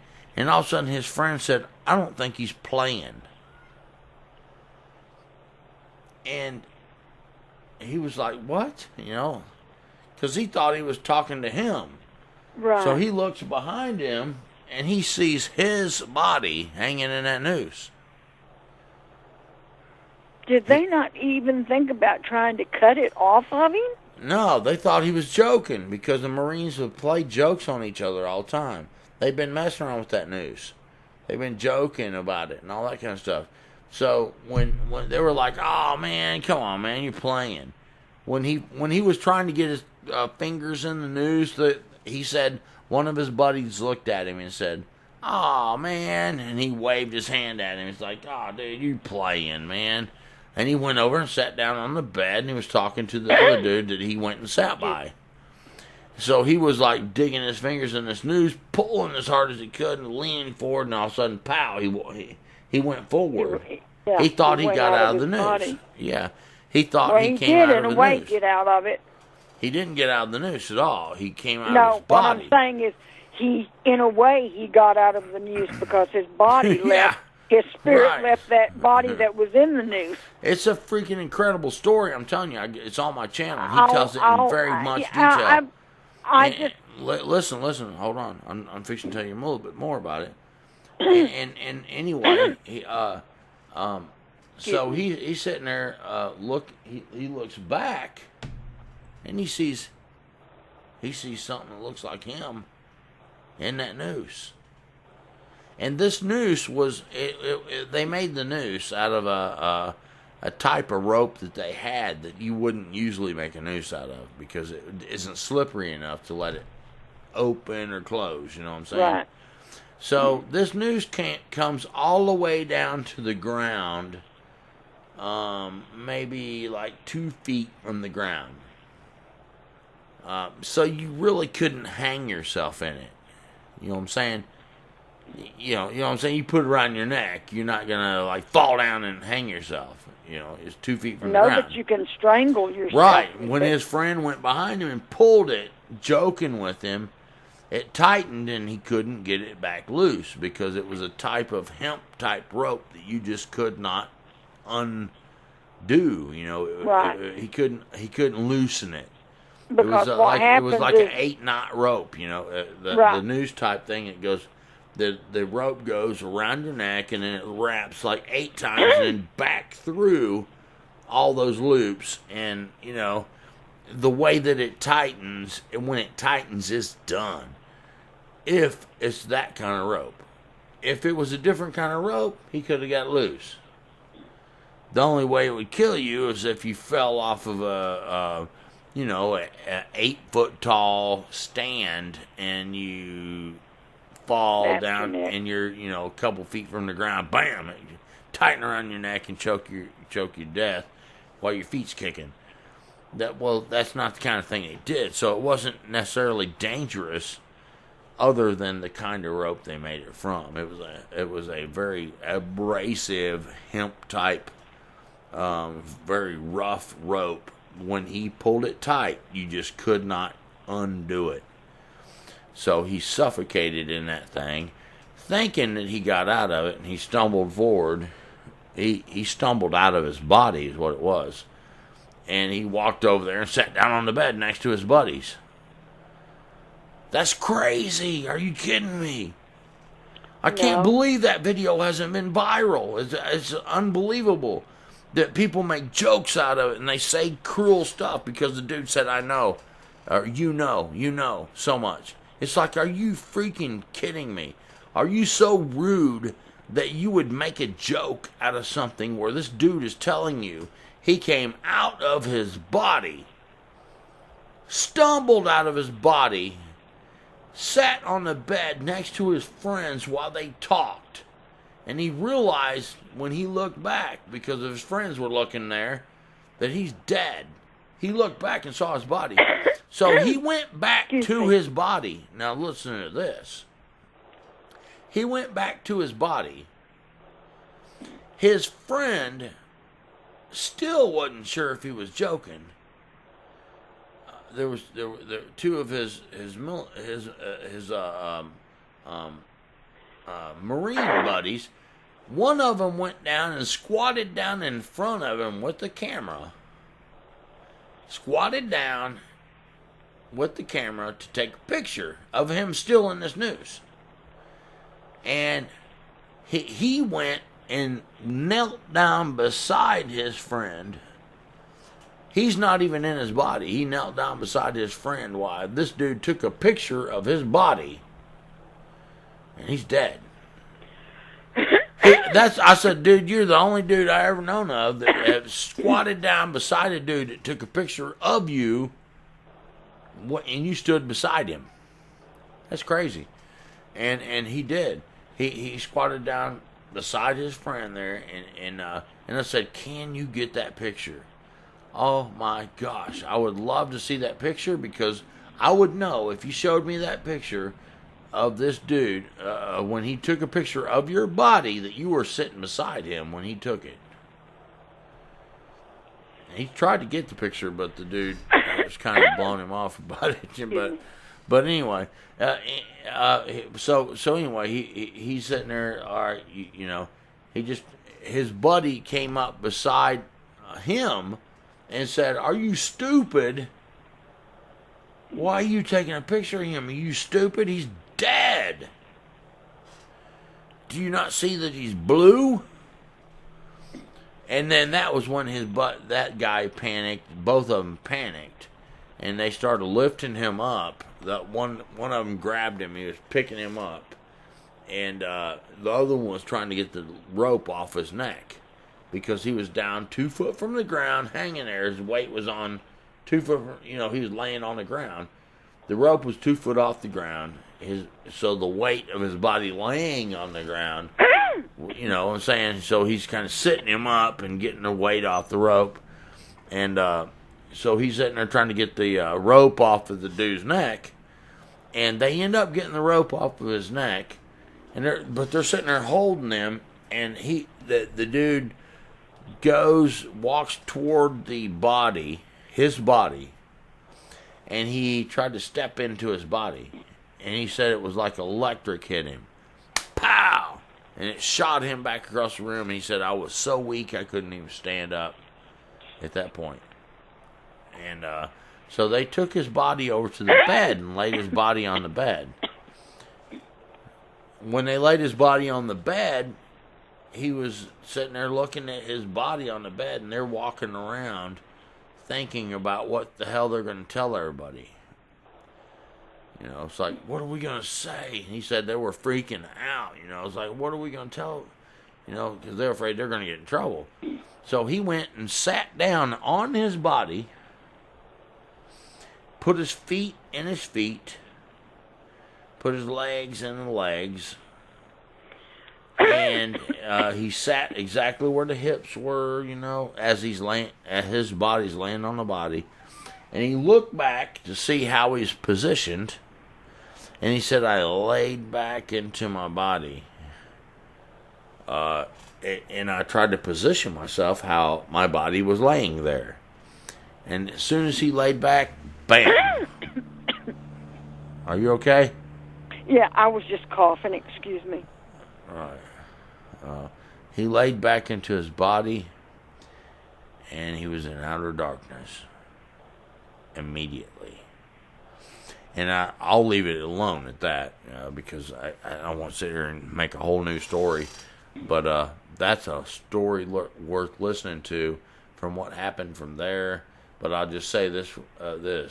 There was a huge demon come grabbed him and was dragging him to hell.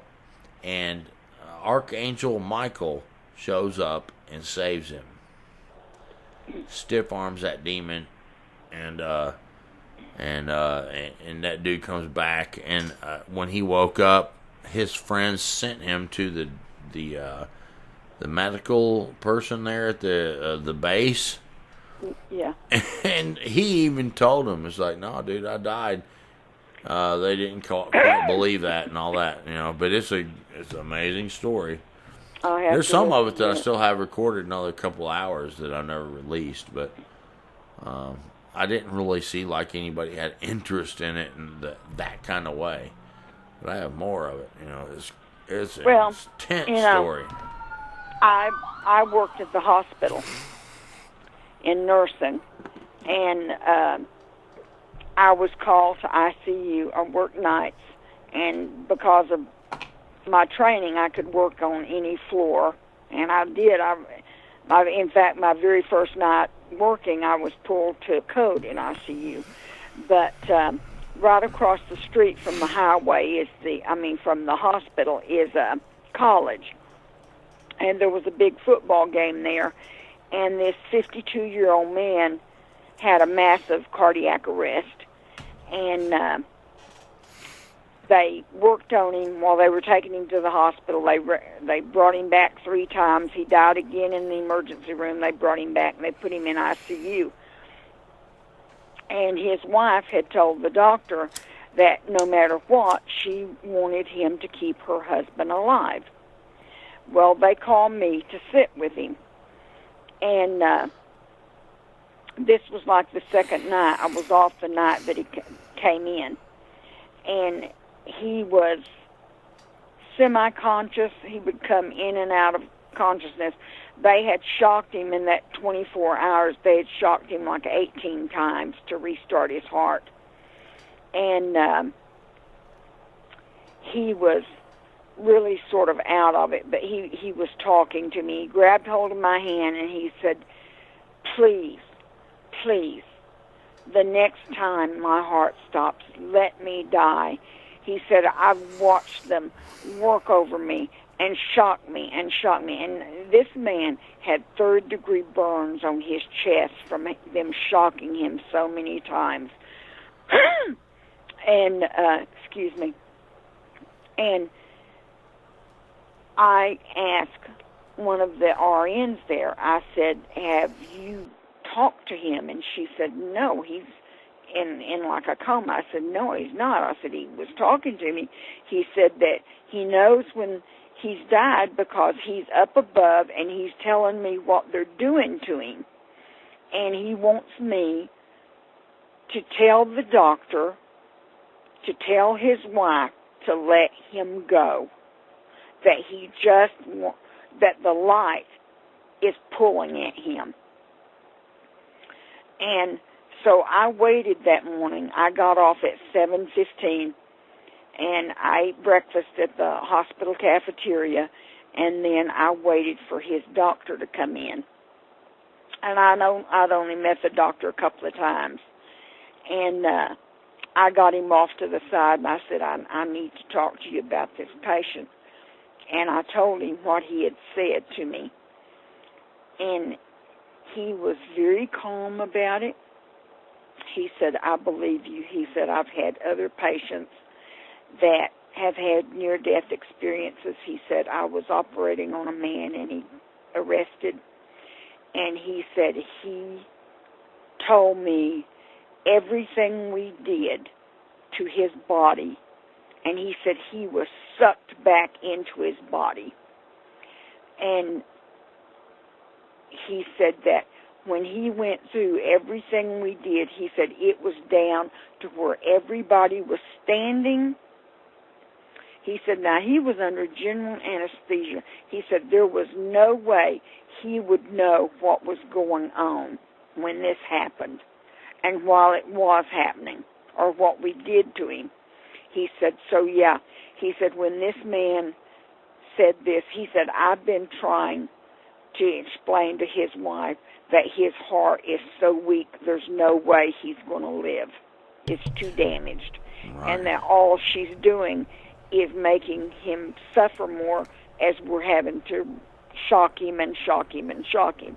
Yeah, and look, that's like time to let go. When you're keeping someone there that ain't supposed to be there, the Lord's saying, "Hey, come on, come on." Well, it's a past 2 hours, and look, I'm glad you brought that up because you're saying also that what I'm saying is that you were absent from the guy was absent from his body, and there was a life on the other side of that, and the Lord was calling him. Was pulling him. Right. Yes, and that light is the light that Jesus said, "I am the light." So, that's right. So glory to God. Everyone out there in YouTube land, I'm telling you, you want to make sure that you know that Jesus Christ is the light, and when you come out of your body, you better recognize that light and go to Him, because he won't fail you ever. If you believe He's Lord, He will save you. There's no worries about that. He'll keep His word. If you believe that Jesus is Lord, that God raised Him from the dead, like it says in the Bible, and you confess with your mouth that Jesus Christ is Lord, then you shall be saved. It doesn't matter what you do, what you have done, what you try to do, or anything. Jesus will save you, no matter what. It don't matter what kind of wretched person you are. If you look to Him for your salvation, even if you're the sorriest person in the world, like me, and I guarantee you I'm not near as good as none of you think I am. I guarantee that right now. I am the most wretched person in my mind. I am. I'm wretched, and I struggle over that kind of thing a lot. And I'm just saying to you that the Lord will save you because He keeps His word. He's fair and just to keep His word. I promise you that. When the dude on the cross next to Him said, "Lord, remember me," He said, "Amen. You'll be with me in paradise today." That's all that dude said. He was a thief, dying for stealing and being a man bad enough to be crucified next to the Lord. But he said, "Lord, please remember me when you come into your kingdom." So that's what I would say that any person out there should do. He said, "Lord," just say to Jesus, say, "Lord, please remember me when you come into your kingdom." And I guarantee you, He says to you that, "Amen. Whenever you are gone from your body, you'll be with me in paradise." And so I hope that encourages everybody out there, because it's not it's not by works, lest any man boast, as Apostle Paul said. Because if you was able to do it by what you do, you'd be able to brag, and God ain't going to allow that, because it's His righteousness that does it. So God bless all of you all, and just look to the Lord and ask Him. Say, "Hey, please save me. I can't save myself. I'm so bad I can't save myself. I'm so wretched that I don't know what I'll do." And I guarantee you He'll say, "Amen. You'll be with me in paradise today." Brenton, can I add one thing? Amen. Go ahead. If you believe in good, then you have to believe in evil. It's right. Like the Chinese believe in yin and yang, good and evil, black and white. If you believe in God, then you have to believe there is a devil. Yep. And you've got to make the choice. Where do you want to be when you die? Yeah, I mean, you think about it. When I was 5 years old, I was cast into a situation. I had no idea about nothing. I was 5 years old. Here's a horned thing. It had red. He was red and had horns. curved ram horns, and he came out of of the wall and grabs hold of me. From that point right there, it's like, what the heck was I ever supposed to think? I didn't know any. I mean, when you're 5 years old, you don't know nothing about the gospel. You don't know nothing about nothing.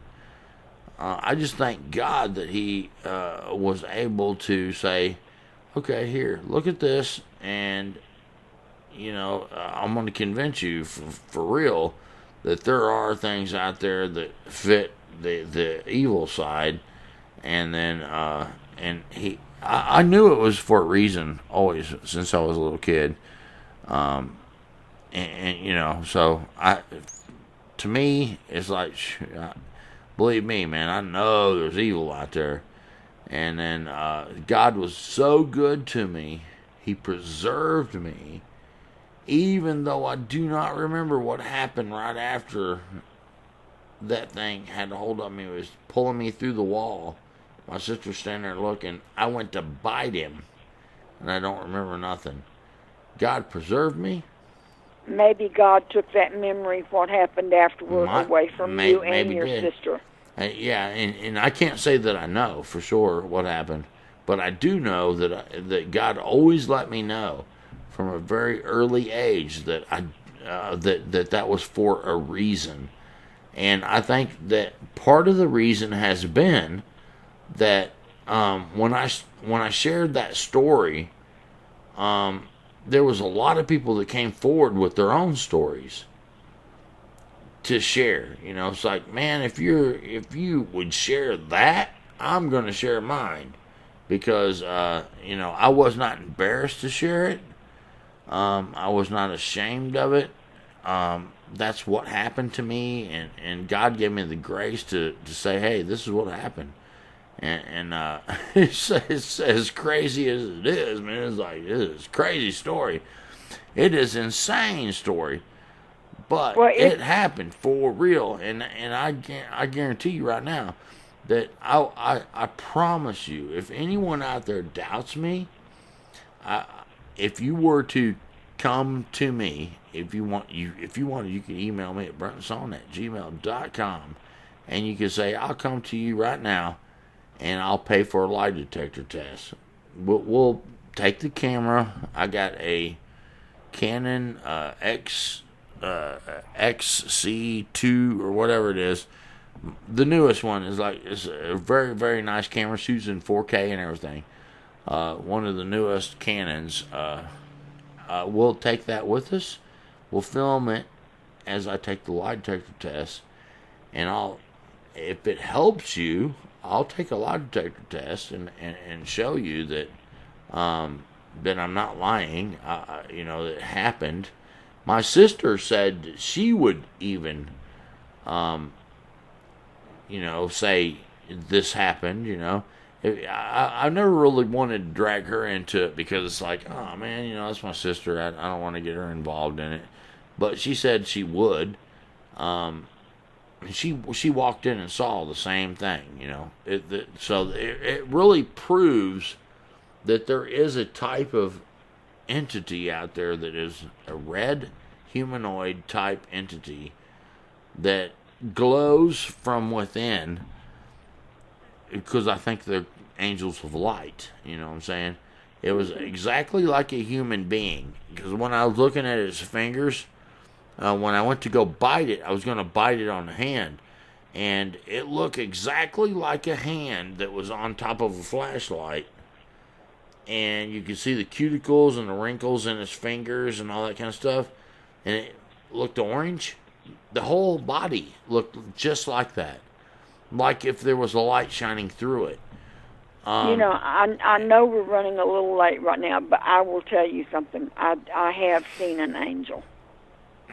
Yeah, well, this thing wasn't an angel. It was a fallen one. Well, It was a fallen I angel. know what you saw wasn't an angel, but I've actually seen an angel. When my husband had a massive stroke in August of 1994, and he was in a comatose state. They did not expect him to live. And my daughter had flown in from Tennessee to be with me, and she smoked. and we had been praying over him. And the nurses, the medics, we had one chair in the room. They never offered us a cot. They never offered us another chair. They acted like they were ashamed to talk to us. Like they were scared that we were going to be upset because all they could say was he's not going to live. And I would say there's a power higher than you, and I don't believe he's going to die. And in the middle of the night, it was about 2 o'clock in the morning, this young Oriental medic came in, and he was from another floor, and he said they were slow, and he had heard that there was a patient down on the second floor that needed a bath and everything, and he was there to give my husband a bath. Now, my husband had not had a bath in like 3.5 days from the time he had his stroke and they had brought him in. And he said, why don't y'all go get you a cup of coffee or something? And my daughter said, well, I need to go smoke a cigarette. And he said, well, then go down and smoke a cigarette and get you a cup of coffee. He said, give me about an hour. And he said, I'll bathe your husband, change his linens and everything. And he said, I'll see about getting you a chair and maybe a cot in here. And during that time, I couldn't eat. If I tried to eat something, I'd just throw it right back up. I was so nerves. And we went out, and my daughter smoked a cigarette, and she was getting another out. And I said, Stephanie, I feel like we really need to pray. And it was sort of foggy. You know how it'll get in the middle of the night when it starts cooling down and the ground starts cooling and the upper atmosphere is still warm. It was sort of that foggy look. And we were under like a porch. It had the lights on it and everything, standing there outside the hospital. And we were praying. And I heard this voice. It wasn't a man's voice. I couldn't say it was a man's voice. I couldn't say it was a woman's voice. But it was a very melodic voice. And it said, let me think exactly how it said. It said, do not be afraid, my child, for he will live. But the worst is yet to come. Be strong in your faith. Well, when it started talking, I thought it was a person, and I opened my eyes, and standing by us, and I say standing, it wasn't a figure, but it was a column, almost like a tornado in a way, but it was like glittering light, just this shining golden light, and I thought, I have lost it. I am hallucinating because I'm seeing this and I'm hearing this voice at the same time, but it's not speaking out like I'm speaking. It's speaking into my head. But here is this shining column of, if you would think glitter in a glowing light, and it's sort of spinning light, but not spinning fast, okay? And it just wafted away when it stopped talking. And I said, Stephanie, and she opened her eyes and she said, Mama, did you hear that voice? And I said, what did it say? She quoted word for word what it said. And I said, did you see it? And she said, I didn't open my eyes. And I told her what I saw, and she said, I believe it was an angel, Mama. And 2 days later, my husband woke up out of a coma, and he said, I want a Coke. And the doctor did not believe when the nurses called him at home and told him that he was awake. He thought they were kidding him. And when I came in the next morning, he was sitting there, and I asked him if he had been in there to see him. And he said, no. And I said, well, you know he's awake. And he said, well, that's what they told me. And I said, well, I want you to come meet my husband. And when I had told this doctor that there was a power higher than him, he said the only thing he believed in was science. And when he saw my husband, he told me, he looked at me and he hugged me and he said, Mrs. B, he said, the only thing I can tell you, he said, that is a true miracle, sitting in that bed. And he said, I believe that there is a Jesus Christ, and I accept him as my Savior right now. And I'm sorry. So the doctor said that? Yes. Wow. Awesome. And I mean, he told everybody that he saw while we were there, and he was in the hospital for a month before they sent him to the city. He said, that man is a true miracle. He said, because there is no way he should ever have come out of that coma as strong as the clot was that went to his brain. He had one clot break loose, and then he had another clot break loose 2 days later. So basically he had a stroke on top of a stroke. Wow. And the doctor was he was aware of all this. Yes. Everything that was going on. He was his doctor during that time. Wow. And he had told me that the only thing he believed in was science. He didn't believe in God. And after that, he believed in the Lord. He stood right there at the foot of the bed and said, this is a true, and I mean, the room was full of medics. They were bathing him, they were changing his bed, everything. One had went out to go get him a Coke, and he said this to the guys there and to me. He said, this is a true miracle, and all I can say is, I believe in Jesus Christ, and I pledge my life to him, and I accept him as my Savior. And he went said down that for on real. his knees. He said that for real. Awesome. And he went down on his knees, and he started crying. And I just knelt by him, and I said, are you okay? And he said, I really thought they were kidding me. Wow. That right there, that is incredible. If if that really happened, really like you happened, say, yes. That is an intense story. Well, you can tell how it affects me because it hit me so strong. Look, I've talked to you for hours and hours and hours. Believe me. I've talked to you a bunch of hours we didn't even record. Yeah. I had to cut it down on hours. So it was like, I'm not ever trying to be rude to you or anything like that. No, but I know that. I have to limit the hours I talk to people because I would end up talking to people for so many hours that I would never get nothing done. When you have millions of people that are listening, and they're contacting you and what have you, you have to be very careful about sitting talking 3-4 hours with each person because that would be trillions of hours. You'd never get anything done. Right, but you've been special. That's a fact. You've been very special, and I knew that there was a reason why. It's like this girl's special.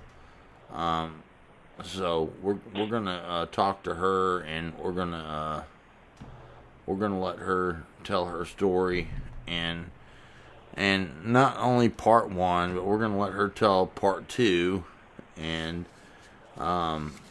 tell your story, because I think that these stories touch people. It's not me, I'm just a nothing, man, But Pat is like, okay, Pat, she tells her stories on the Bigfoot stuff, man. She gained in, you gained in a good audience on your Bigfoot stories, And it's like, well, hey, she'll have part 2 coming up here soon. YouTube land, you need to pay attention to what she's gonna say. And bam, you got your part 2 coming up. And then here you are, you have part 2. And we go into a little bit on the more supernatural side of the things, and I was like, well, Lord, what do you have planned here? Because I wonder what God has planned, because really, whenever someone has a story, I think that God has something planned for it, and because there's people that'll contact me later and say, hey, that made a difference for me. Well, Pat, let me tell you something. You and your husband, your lives have not been in vain. The Lord has made something worthy of your story. And he's saying to you, I believe the Lord's saying to you that He has used your lives to make a difference in other people's lives. Yes, and my husband did die of another stroke in December 27th, 2004. Right, but basically, your lives have made a difference in people's lives, and you have been what the Lord has left behind to transfer this message to people. And you've done such an excellent job. And let me say this right here, that the Lord, I believe the Lord says to you that Pat, don't worry, your husband is with me. Oh, I know he is. And one day, when I'm done with what you need to do, you will come to me also. So from there, I think we should, just say from that point that God bless you, God bless your husband, God bless everyone who has listened tonight, and anyone out there that wants to know any more about anything that we've talked about tonight, all you gotta do is go to the Bible and look. It's very simple. It's not complex. It's not complex, and it's not too hard to understand. If it is too hard to understand and you can't quite get it, just email me and say, Brent, can you tell me about what I heard? And I'll help you. I promise you that. Oh, like I say, I know I saw an angel that night. I bet you. I know you did. So anyway, because if my daughter hadn't said what she said, I would have truly thought I was having a nervous breakdown. Well, that's what we do on this channel. We search out mysteries, and that was a mystery. And I believe you basically you've had lots of mysteries in your life. You are a blessed woman, and you have done your best to share the mysteries that have come up in your life throughout the UFO stuff, the Bigfoot stuff, and angel stuff. All that kind of stuff. It's crazy to think about what kind of things that a person can have that pops up in their lifetime. And that was one of the reasons I said, hey, you share like how old you are, because there's lots of people who might think you're younger than you are, but you go back into times where you're talking about your husband and your relationship before I was born. Right. That makes me think, it's like, oh my goodness, that's so freaking awesome, man. My son tomorrow will be the same age you are, Brenton. Yes, ma'am. And that's awesome. I'm 48. Bam, I'm 48 years old. It's like, and you are telling me stories of in 19 whatever, 60 whatever. 1966. 1966. I was in the kitchen, and you were already married. Are you kidding me? It's insane. So it's like, bam, this woman has experienced things that we have not even thought about, and you were experiencing things that were going on before I was born. Yeah. To me, when I look at a photo album, I look at them and it's like, I'm thinking about, man, look at that kid right there. Look at that adult there, and that adult standing beside that kid, and this and that. Even when it's me, it's insane to look at. It's like, wow, look, that's a person who lived during that time, and that's me. It's insane to think about, but I'm telling you, you're gonna live and you're gonna die. You're gonna come into this world. Yeah, you're gonna come into this world and you're gonna die.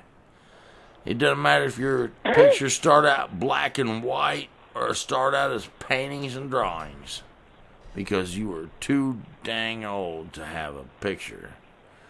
You might have a cave painting,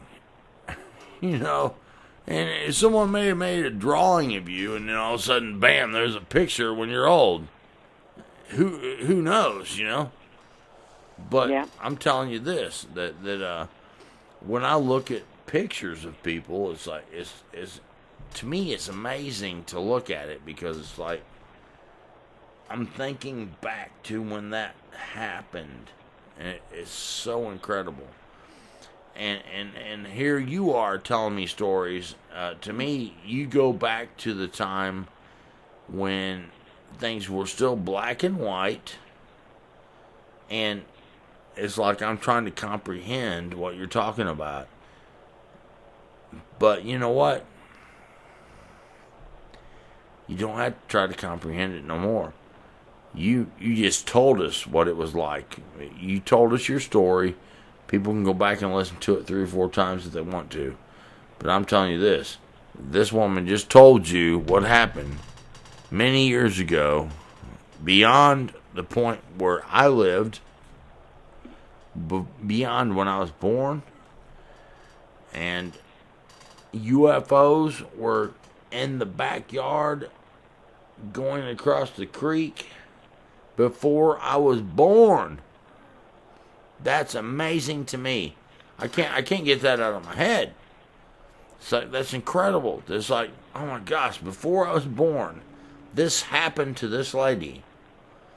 That's why I wasn't trying to be disrespectful, saying, tell them how old you are. No, that's okay. I'm saying, look, tell them how old you are so they get it. And because whenever you look at a photo album of when you were a child, you look at these pictures and you see relatives. You see relatives and they're dead. Oh, yeah. I see like aunt. It's like, that's Aunt so-and-so. That's Uncle so-and-so. That's this person. That's that person. They're dead. They're gone. And you see a younger picture of them even. It's like, okay. You see pictures, like, okay, then there's another picture and another picture. They're dead. And to me, man, I can't get away from that. That to me is like so incredible to think about. It's like, no, these people lived and they're gone now. But you're gonna live and you're gonna die. That's a fact. But the one thing is, if you loved those people and you knew them, they're never dead in your heart. Yeah, they're not dead in your heart. But they're gone. Dead in the body. What I'm trying to get across, what I'm trying to say is that they're gone. Yeah. And we're gonna live and we're gonna die. Yeah, we're all gonna die. Yes, there's a fact. No getting past the no dying every man world. To live once, and then come the judgment. Is what the Bible says. So, it's like, okay, you can look at all these photo albums and stuff like that. I encourage you to get your photo albums out and look at the people in black and white all the way up, and then imagine you. Your life is in color still. Even if you're young, it's like your life is in color.